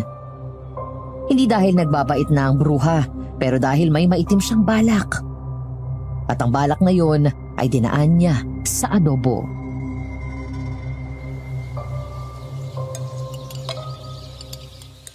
Kain lang kayo ha? Nakipag-peace offering ako kay Aling Dory para lang ipagluto tayo ng adobo. Nag-request ako na damihan ng bawang para malas at masarap. Anong gagawin mo ngayon, Brendan? Pinaliguan daw ng bawang adobo? Hindi naman yun problema, di ba, Brendan? Dahil hindi ka naman aswang. Tama po kayo, Aling Tinay. Mahina lang po talagang panunaw ko sa bawang. Parang katulad po sa kaso ng mga bata na may lactose intolerance. Siguro naman kahit konti. Titikim ka. Bakit naman po hindi? Hoy, nagpapakamatay ka ba? Hindi ko naman ikamamatay to. Baka ikamatay lang ng pagkatao ko at ng dangal ko. Kapag nagsuka at nagdumi ako sa harapan ng mga tao. Tama na yan. Hindi kita dadamahin kapag nagpagulong-gulong ka dyan sa sakit ng tiyan. Ano yun, Cecil? Sabi ko po kay Brendan, kumuha pa siya. Damihan niya kasi masarap ang adobong naliligo sa bawang. Tama ka dyan. Isang kagat lang ng aswang dyan, pihadong lusaw. Butit dumating ka na, Trent. Po? Nagpaluto ako ng adobo. Halika, tikim ka. Sige po. Babalik ako para kumain. Pupuntahan ko lang po si Ma'am Janet sa kabila. Kanina po yung naghihintay eh. Kahit isang kagat lang, Kasi kanina po habang hindi kayo nakatingin, kumubit na po ako. Ano? Sorry po. Hindi ko agad nasabi. Baka kasi magalit kayo. Hindi ko po alam na una muna yung altar ninyo bago kainan yung pagkain. Hindi ko lang po talaga napigilan ang sarili ko. Ang sarap kasi ng amoy. Sus, para lang yun eh. Huwag mo na lang uulitin, ha? Opo, hindi na po. Sige na, lumakad ka na. Ipagtitira na lang kita. Sige po. Pakiikot naman ang mga plato ninyo para iwas aksidente itong si Pogi. Isus naman, dyan lang yan sa kabilang bahay eh. Ano bang katakantuduhan mo yan, Tinay? Kuya, mabuti nang nag-iingat. Mahirap na kung mapahamak itong si Pogi. Siya pa naman ang in-demand na masahista ko. Walang silbi ang basahista mo kapag nag-ACQ na. Balita ko ipagbabawal na ang mga spa. At kung ano pang pampublikong establishmento kapag nagkataon. Ay, hindi ang massage services ko. Dahil mag-home service kami.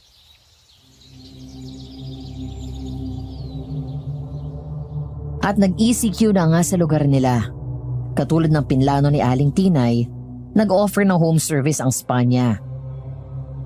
Pinaka-in-demand ang services ni Trent dahil talaga namang makakawala ng pagod at pananakit ng katawan ng paraan ng pagmamasahe niya.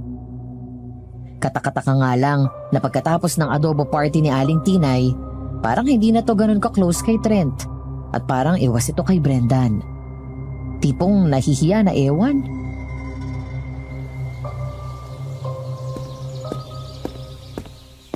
Morning! Ang aga mo Sumisili ka kay Trent. Hindi. Inihahatid ko tong scented coconut oil na orders ng tita mo. Ayun, mabuti nandito ka na, Cecil. Patok na patok sa mga parokyano kong langis ng niyog na may ibang halimuyak. Ibang klase ang naisip mo, ha? Baka naman pwedeng malaman kung paano mo ginagawa. Sorry po, hindi pwede. Trade secret po yun eh. Kahit pa kapatid ako ng ninong mo? Bigyan ko na lang po kayo ng malaking discount.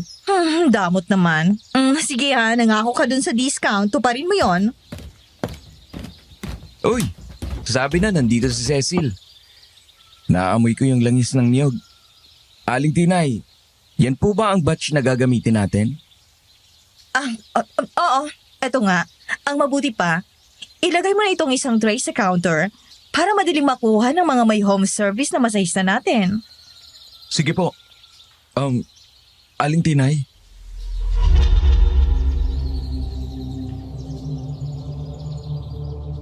Nagtatakang napatingin din sila Aleli at Cecil kay Aling Tinay.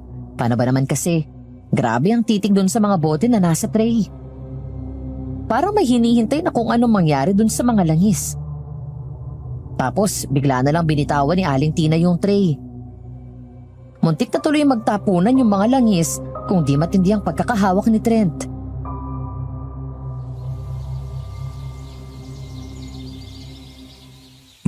May problema po ba? Wala. Ako ang may problema. Baka po makatulong kami. Sa tingin ko'y hindi. Hayaan nyo na. Nasabi ko lang naman yon. Ang mabuti pa, Trent, gumaya ka na. Hindi ba't 8:00 ang sinabing oras ni Salome? -15 na lang ang oras, ano? Oo nga. 7:45 na.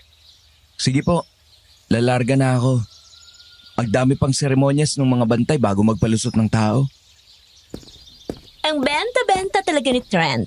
Walang araw na hindi siyang request ng mga kliyenta ni tita. Bukas yan!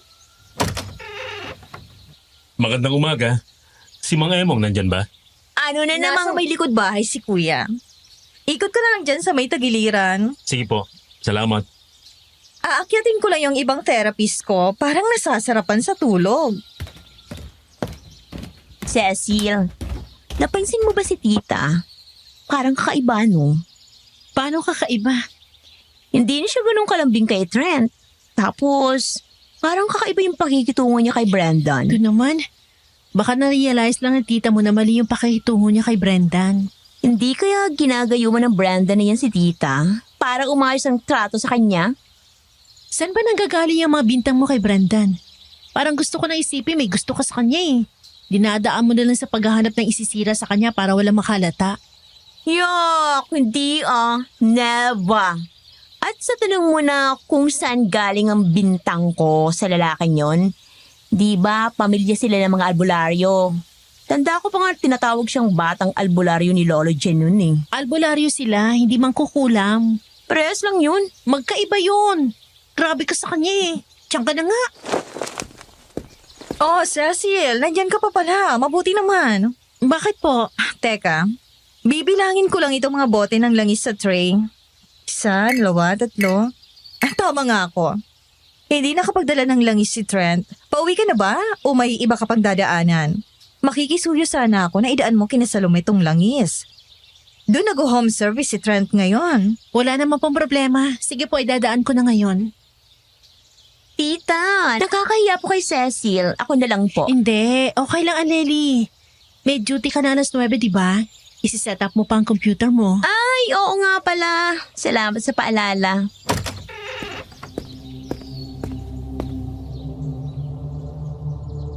Pagdating ni Cecil sa bahay ni Salome, sinabihan siya nung katulong na dumiretso na lang sa kwarto matapos niyang sabihin na dala niya yung langis pang massage therapy. Pagdating niya doon, saktong nakaawang ng bahagya ang pinto. Papasok na sana siya pero napatigil siya nung makita niya si Trent. Namumula ang mga mata nito at ilang beses nitong pinadaan ng dila sa labi. Parang nananakam sa minamasahe. Ipinilig ni Cecil ang ulo.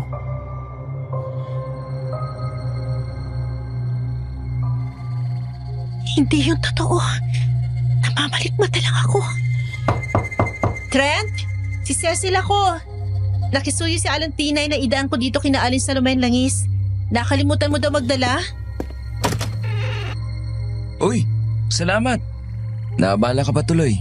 Okay lang. Nasa daan naman pa uwi. Paano una na ako? Igagawin pa ako eh. Sige, ingat ka. Salamat. Ay, matalang pa talagang nakita ko.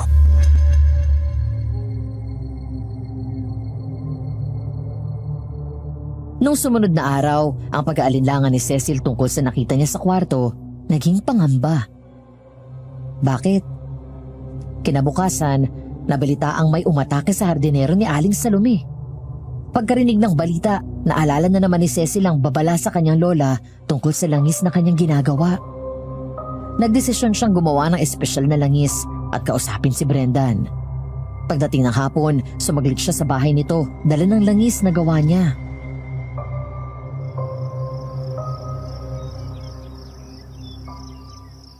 Maupo ka, Cecil. Anong sadya mo sa akin? Gusto ko sana ibigay ito sa iyo. Uy, langis. Salamat. Brandon, alam ko malakas kang albularyo. Bata ka pa lang. Kinakitaan ka na ng galing ng mga magulang mo. Kahit si Lolo Jen, kinilala ka na nun pa. Cecil? Hindi ba yun ang dahilan kung bakit ka madalas na makita nun na malapit sa mga bangkay na natatagpuan? Dahil sa nararamdaman mo ang aswang? Oo, tama yon. Dahilan para mapagbintangan ka na siyang salot dito sa lugar natin nung makikitid ng isipan. Dahil doon, pinagkakatuwaan ka ng mga bata. Maging matatanday nakikisali pa din. Kaya napilitan ng pamilya mo na ialis ka dito. Cecil, hindi ko maintindihan kung para saan ang lahat ng sinasabi mong to. Isang espesyal na langis yan. Minsang itinuro sa akin ni Lola.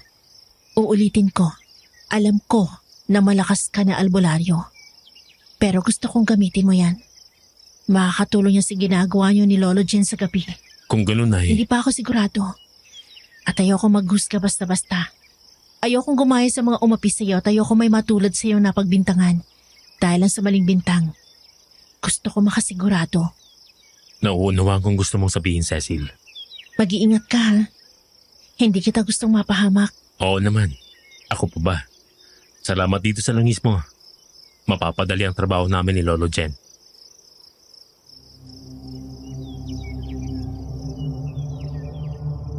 Lumipas ang isang linggo at sa loob ng panahong yon, 3 kalalakihan ang nabalitang muntik nang maging hapunan ng aswang.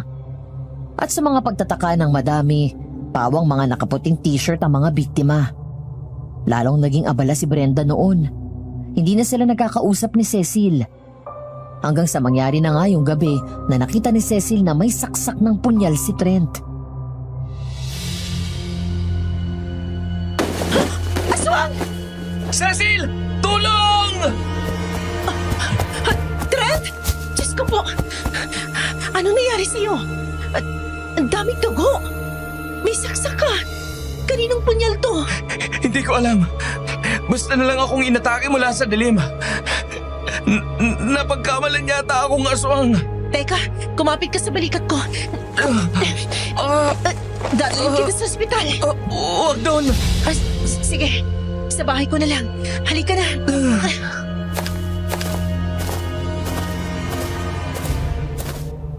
At yun nga ang ginawa ni Cecil. Tiniis niya ang bigat ni Trent at dinala sa bahay. Nung matapos niyang gamutin si Trent, nanginginig siya na napaupo sa silya. Doon niya napansin yung punyal na napulot niya. Bigla ang sipa ng kaba sa dibdib niya. Alam niya kung kanino ang punyal na yun. Sa gitna ng kaba niya, bigla siyang nakarinig ng mga pagkatok.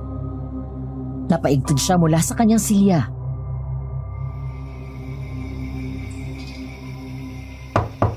Sino yan? Cecil! Ako to, si Alali. Saglit, bubuksan ko pinto. Nakita mo ba si... Ay! Bakit puro dugo yung kamay mo? Sino hinahanap mo? Si Trent. Ah, si Trent? Ba't mo naman siya hinahanap? Nandito ba siya? Kanina pa kasi siya dapat nakauwi, pero... Teka, jacket ni Trent yun ah. Nandito ba siya? Dugo niya ba yan? Kung dugo nga niya to nasa kamay ko, anong gagawin mo? Tabi! Ay, Lali! Ano ba?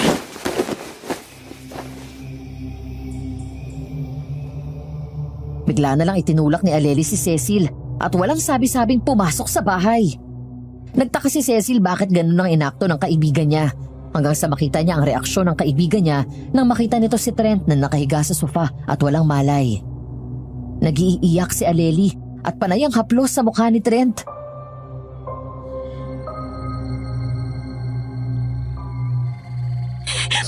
Ano namang nangyari sa'yo? Nagpaalam ka lang saglit kanina. Sabi mo ihatid mo lang si tita. Tapos ganito kita makikita. Aleli, nasaan si Aling Tinay? Hindi ko alam. Pagkatapos sila magpaalam sa akin kanina, hindi pa din bumabalik ang isang yun eh. Si Ninong, nasan? Ewan. Basta nalang umalis nung narinig niya na may hinahabol na aswang.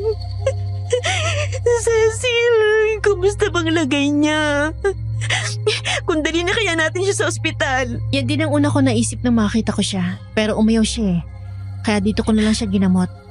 Naisip ko din kasi na tama din siya.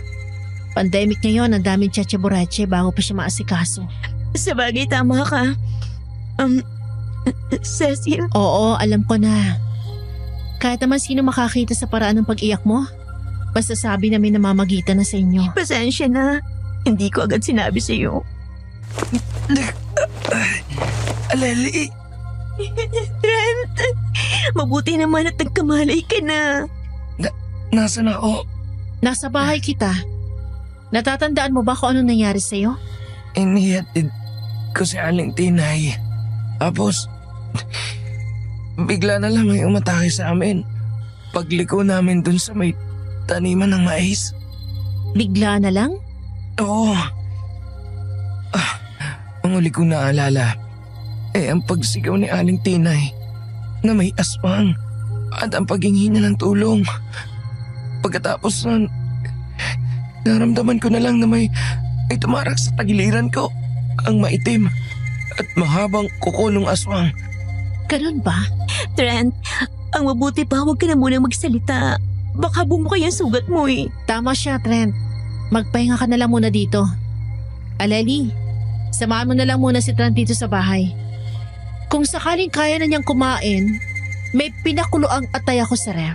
Sige, ako nang bahala. Di ko pa nga lang nalalagyan ng kahit anong panlasa yon. Bahala ka na kung lalagyan mo ng asin o kung ano man. Alis lang ako saglit.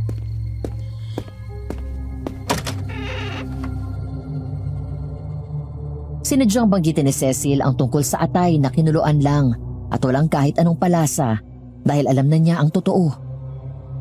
Nagsisinungaling si Trent dahil ito ang aswang. Kailangan niya ng mga kasagutan kaya nagdahilan siya na aalis muna saglit. Paglabas niya ng bahay, nakasalubong niya ang ninong niya na naninigtik sa harap ng bahay niya. Sinenyasan siya nito na tumahimik at sumunod. Nung makaluyo sila sa bahay niya,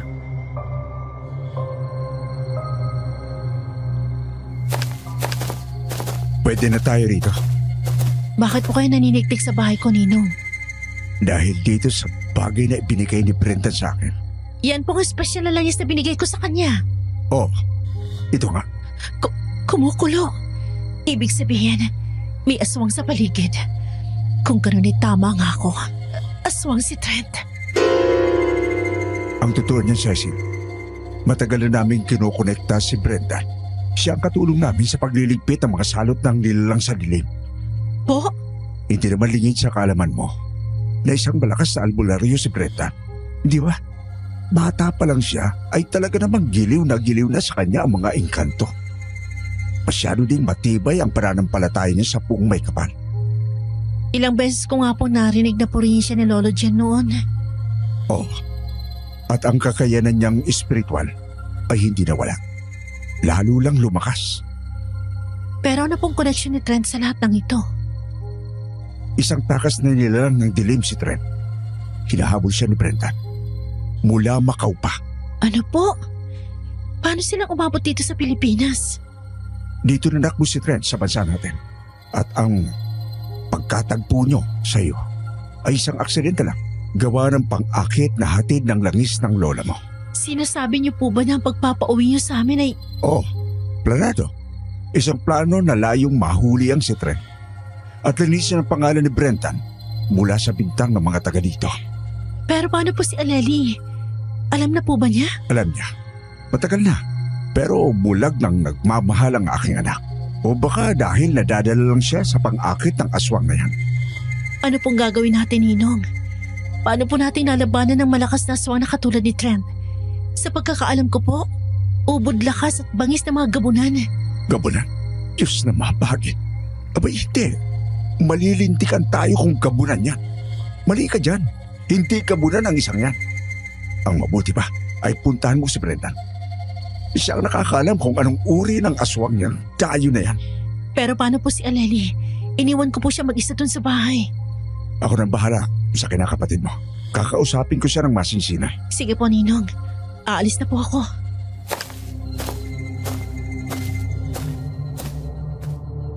Lakad takbo si Cecil papunta sa bahay ni na Brendan.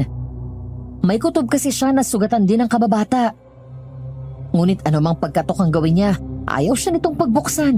Kaya kinuha niya ang ekstrang susi sa taguan na minsang itinuro sa kanya ni Brendan. Sa ilalim ng nakasabit na paso ng pinsaray sa harap ng bahay.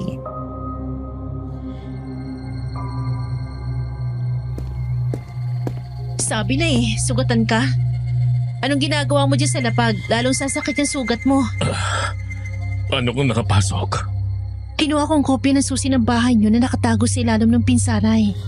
Paano mong nalaman? Ano bang tingin mo sa akin?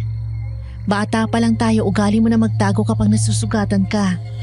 Isa pa, sa mga ganitong sitwasyon, alam ko na ikaw lang pwedeng masangkot. Nakuha ko din to. Sa'yo yan, alam ko. Wala talaga akong takas sa'yo. Hindi ka man lang ba natatakot sa akin? Anong ikatatakot ko sa'yo? Kababata kita. At kahit pa panay ang mga balita na aswang ka, ni isang beses di kita kinakitaan ng pagiging aswang. Sigurado din ako na hindi ka magiging aswang kahit gawin ko to. Anong ginagawa mo? Kita mo na? Wala kang reaksyon? Siraulo ka, no? Bakit mo nilalaslas ang palad mo? Dahil gusto ko lang patunayan na tama ako. Aling Tinay? Aling Dory? Sa lahat ng pwede kong asahang mapapapunta dito, hindi kayong dalawa magkasamang inaasahan ko makita dito. Cecil? Humingi siya ng tulong sa akin. Iligtas ko daw si Brendan. Kung ganun, Aling Tinay, tama nga ang kutob ko. Pwede niyo po ba ikwento sa akin ang totoong nangyari? Medyo iba po nakarating sa akin eh. Sige.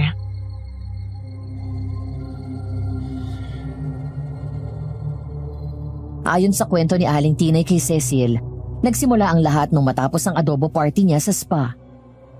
Nung wala na mga bisita at nagliligpit na siya, sabi niya naguhugas siya ng mga pinagkainan ng bisita nung makarinig siya ng mga ingay sa second floor na nagsisilbing private rooms ng spa niya.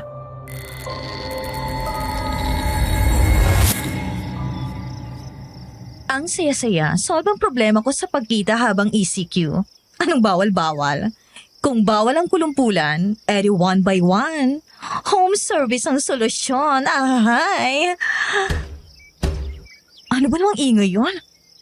Nag-aharumbahan na naman yata ang mga inikita na yun Oh, wala nga pala sila. Binigyan ko ng day off. Baka may nag-iiwan ng bintana. Nako talaga naman. Baka may nakapasok ng pusa. Teka nga't makaakyat.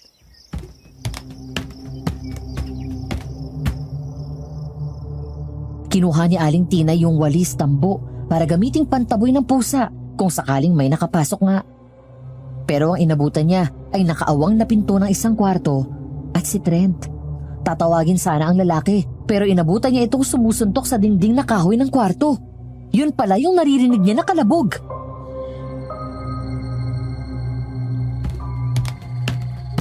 Trent? Buwisit na Aling Tinay yon. Ang sakit ng ulo ko. Ang baho din ng buong lugar na ito. Nakakasuka!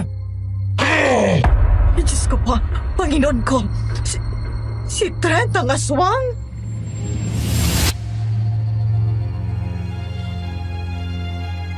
Pinag-isipan ni Aling Tinay ng mabuti kung anong gagawin hanggang sa nalaman niya na may ugnayan na si Aleli at Trent. Doon na siya napilitang kumilos. Nagkunwari siyang nagpasama kay Trent na mamili ng mga supply sa spa. Pero palusot lang niya yun. Ang balak talaga niya ay kausapin ang lalaki para palayuin kay Aleli.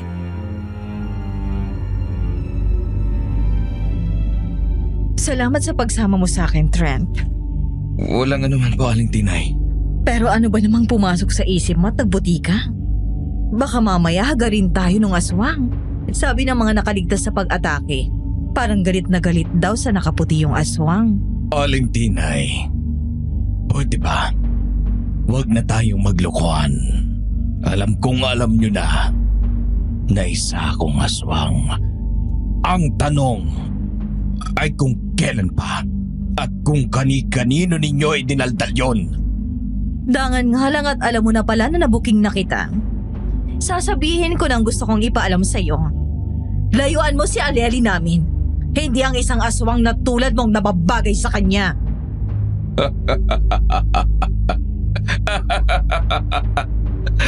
Halos salayin ninyo ako sa paglalaway sa akin nung una ninyo ako makita. Tapos ngayon, ipinanghihinura ninyo ako dahil lang sa aswang ako. Mababaw talaga kayong mga tao.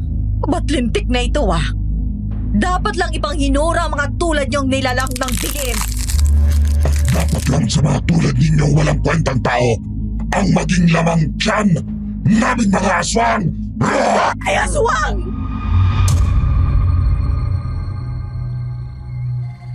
Tapos na nagbagong anyo na siya. Nanlisikat na mula ang mga mata niya. Humabat naging puti ang buhok niya. Tinubuan siya ng mga naglalakihang pangil at humaba ng ilang pulgada ang dila niya. Paano po kayo nakatakas? Matagal ko nang alam na aswang siya. Mula pa nung nagpakain ako ng adobo sa inyo, kaya nagbaon ako ng asin. Isinaboy ko yun sa kanya. Pero hindi pala yun sapat. Kaya ang tanging nagawa ko ay manakmo palayo. Mabutit nakatulong ang adobo na mailabas ang tunay na pagkatao ng dayo na yun. Ramdam ko ya. Nagising ka sa katotohanan, ano, Tinay? Teka. Mula pa nung adobo party nyo? Kaya po ba iwas na kayo sa kanya nung umaga naghatid ako ng langis sa inyo? At kaya ako din ang inutusan nyo maghatid ng langis na nalimutan niyang dalhin? Oo, pasensya ka na, Cecil. Naisip ko kasi na kung katulad mo na isang pamilyar sa takbo ng espiritual, mabubuking mo din siya. Ganun pala. At paano ka naman nalagay sa ganyang estado, Brendan? Plinano niyo ni Aling Tinay? Nakaabang na kayo sa malapit? Hindi. Kung ano man, masasabi kong nagtatrabaho siguro ng extra ang Anghel de la Guardia nitong si Aling Tinay. Ha? Sa kabilang kano dapat kami magsusuyod ni Lolo Jen. Palusot lang namin ni Lolo Jen ang pagbubuluntaryo bilang mga bantay ngayong ECQ para mas madaling makagalaw. Paano niyo nasakluluhan to si Aling Tinay kung ganon? May ilang kabataan kaming namata ni Lolo Jen. Nakakalat-kalat. Napilitan tuloy kaming magronda sa lugar na hindi namin binabalak libutin. Saktong namataan namin itong si Aling Tinay. Bale, ganito ang nangyari. Natapos ng siyuri ni Brendan at Lolo Jen ang naturang lugar. Naihatid na rin nila sa bahay-bahay nila ang makukulit na kabataan nang bigla nilang nakitang lumalabas mula sa talahiban ang naghihisterya na si Aling Tinay. Bigo na naman tayong mahuli ang aswang. Mabuti pa sigurong ipagpabukas na natin. Niyo ako! Hinahabol ako ng aswang! Tulong! Aling Tinay! Brendan, parang awa mo na, tulungan mo ako. Hinahabol ako ng aswang. Handa ako maglumuhod sa iyo, humingi ng tawad sa lahat ng kasalanan ko sa iyo basta iligtas mo lang ako. Dito lang po kayo. Bahala na po sa inyo si Lolo Jen. Pumasok sa talahiban si Brendan at saktong inabutan niyang palayo ang aswang. Kinabol niya yon at nagpang-abot sila. Tulungan niyo kami! Mga kapitbahay, may aswang! Alat ng timang naman, oo. Ang iskandalosa talaga ni Aling Tinay. Nasa na pa ang aswang na yun. Ayun. Hindi ka makakatakbo sa akin, aswang! Crucifixite!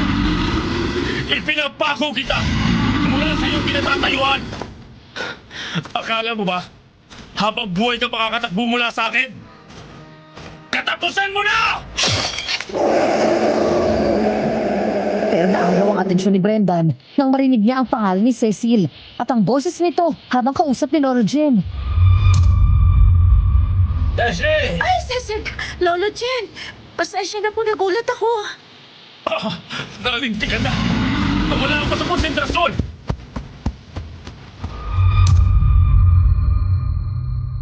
At ito na lang nangyari. Nandito ka. At napulot ang punyal ko. Sugatan ako dahil tinarakan ako ng kuko ng aswang. At nandito si Aling Dory na siyang gumamot ng sugat ko dahil kay Aling Tinay. Pasensya ka na sa pag-iskandalo ko, Brendan. Kinailangan patuloy ayusin ni Lolo Jen ang gulo na ginawa ko. Sa'yo din, Aling Dory. Salamat sa pabibigay sa paghingi ko ng tulong. Sino pa bang magtutulungan kung hindi tayo din, di ba? Ayos lang ho. Magandang panansi din yun kay Trent. Paniniwalaan niyang ako pa din ang paghihinilaan ng mga tao. Tama ka, Brendan. Pero kailangan mo magbalik. Takas na naman siya. Tay! Cecil! Parang awa mo na! Tulungan mo si tatay!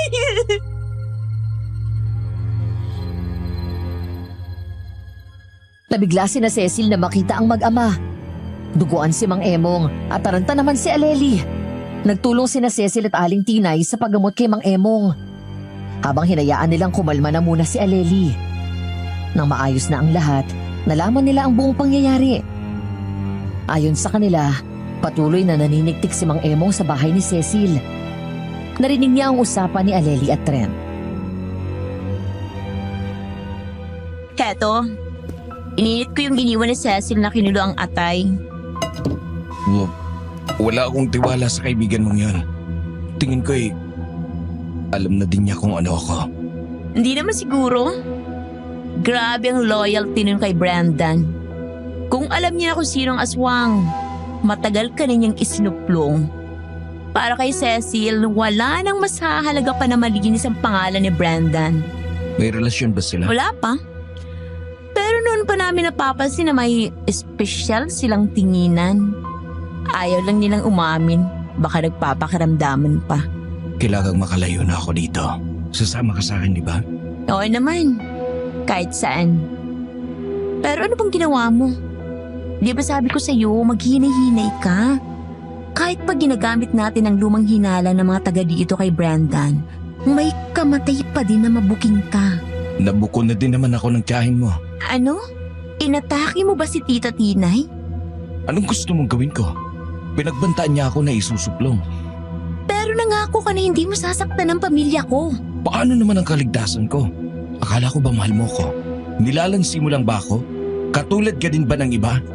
Nasa panlabas na anyo lang ang pagmamahal? Kainin mo na yan. Tinikman ko na yan. At napatunayan kong walang asin o kahit anong palasa yan. Alam kong hindi yan sapat para punan ng nais mong kainin. Pero mabuti na yun kaso wala. Saan ka pupunta? Magpapahangin para lumamig ang ulo ko. Baka may masabi akong hindi ko sinasadya. Pagsisihan ko pa. Paglabas ni Aleli, nahagip siya ni Mang Emong. Nagtalo ang mag-ama dahil pinalalayo na ni Mang Emong si Aleli kay Trent.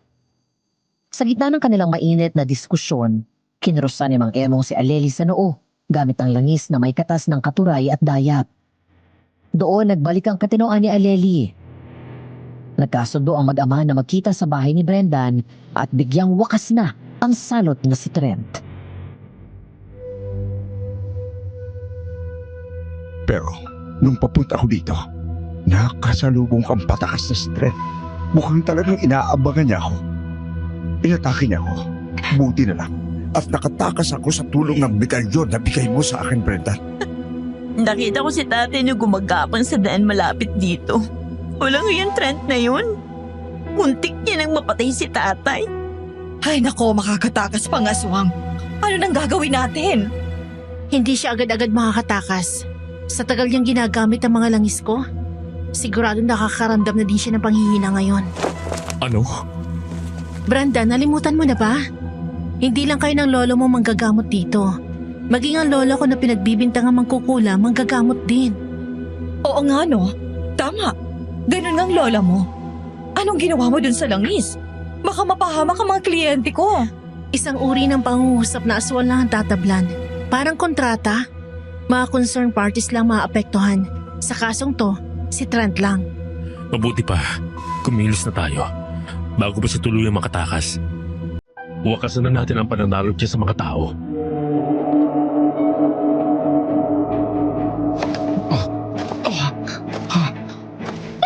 Anong nangyayari sa akin? Bakit ako nalalambot? Nahulap ka na din sa wakas.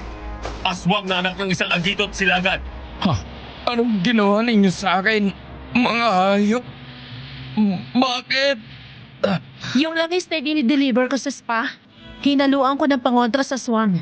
Dahil sa gumagawa ka ng masama, tinablang ka na nun. Ikaw? Ipagtangang babae ka. Isang pagkakamali na nakakita ko sa langis mo.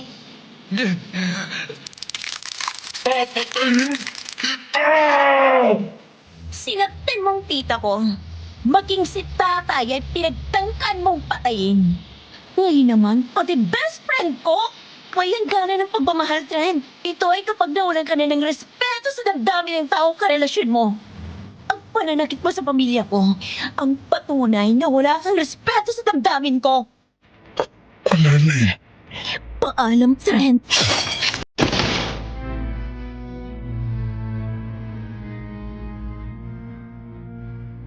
Tuluyan na nilang napaslang ang aswang.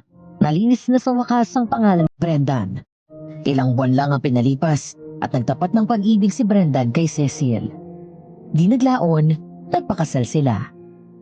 Ang pangyayaring yon na ibinahagi sa akin ng aking mga kaibigan ay iminulat ako sa maraming bagay. Pero ang pinakatumatak sa akin ay si Aleli.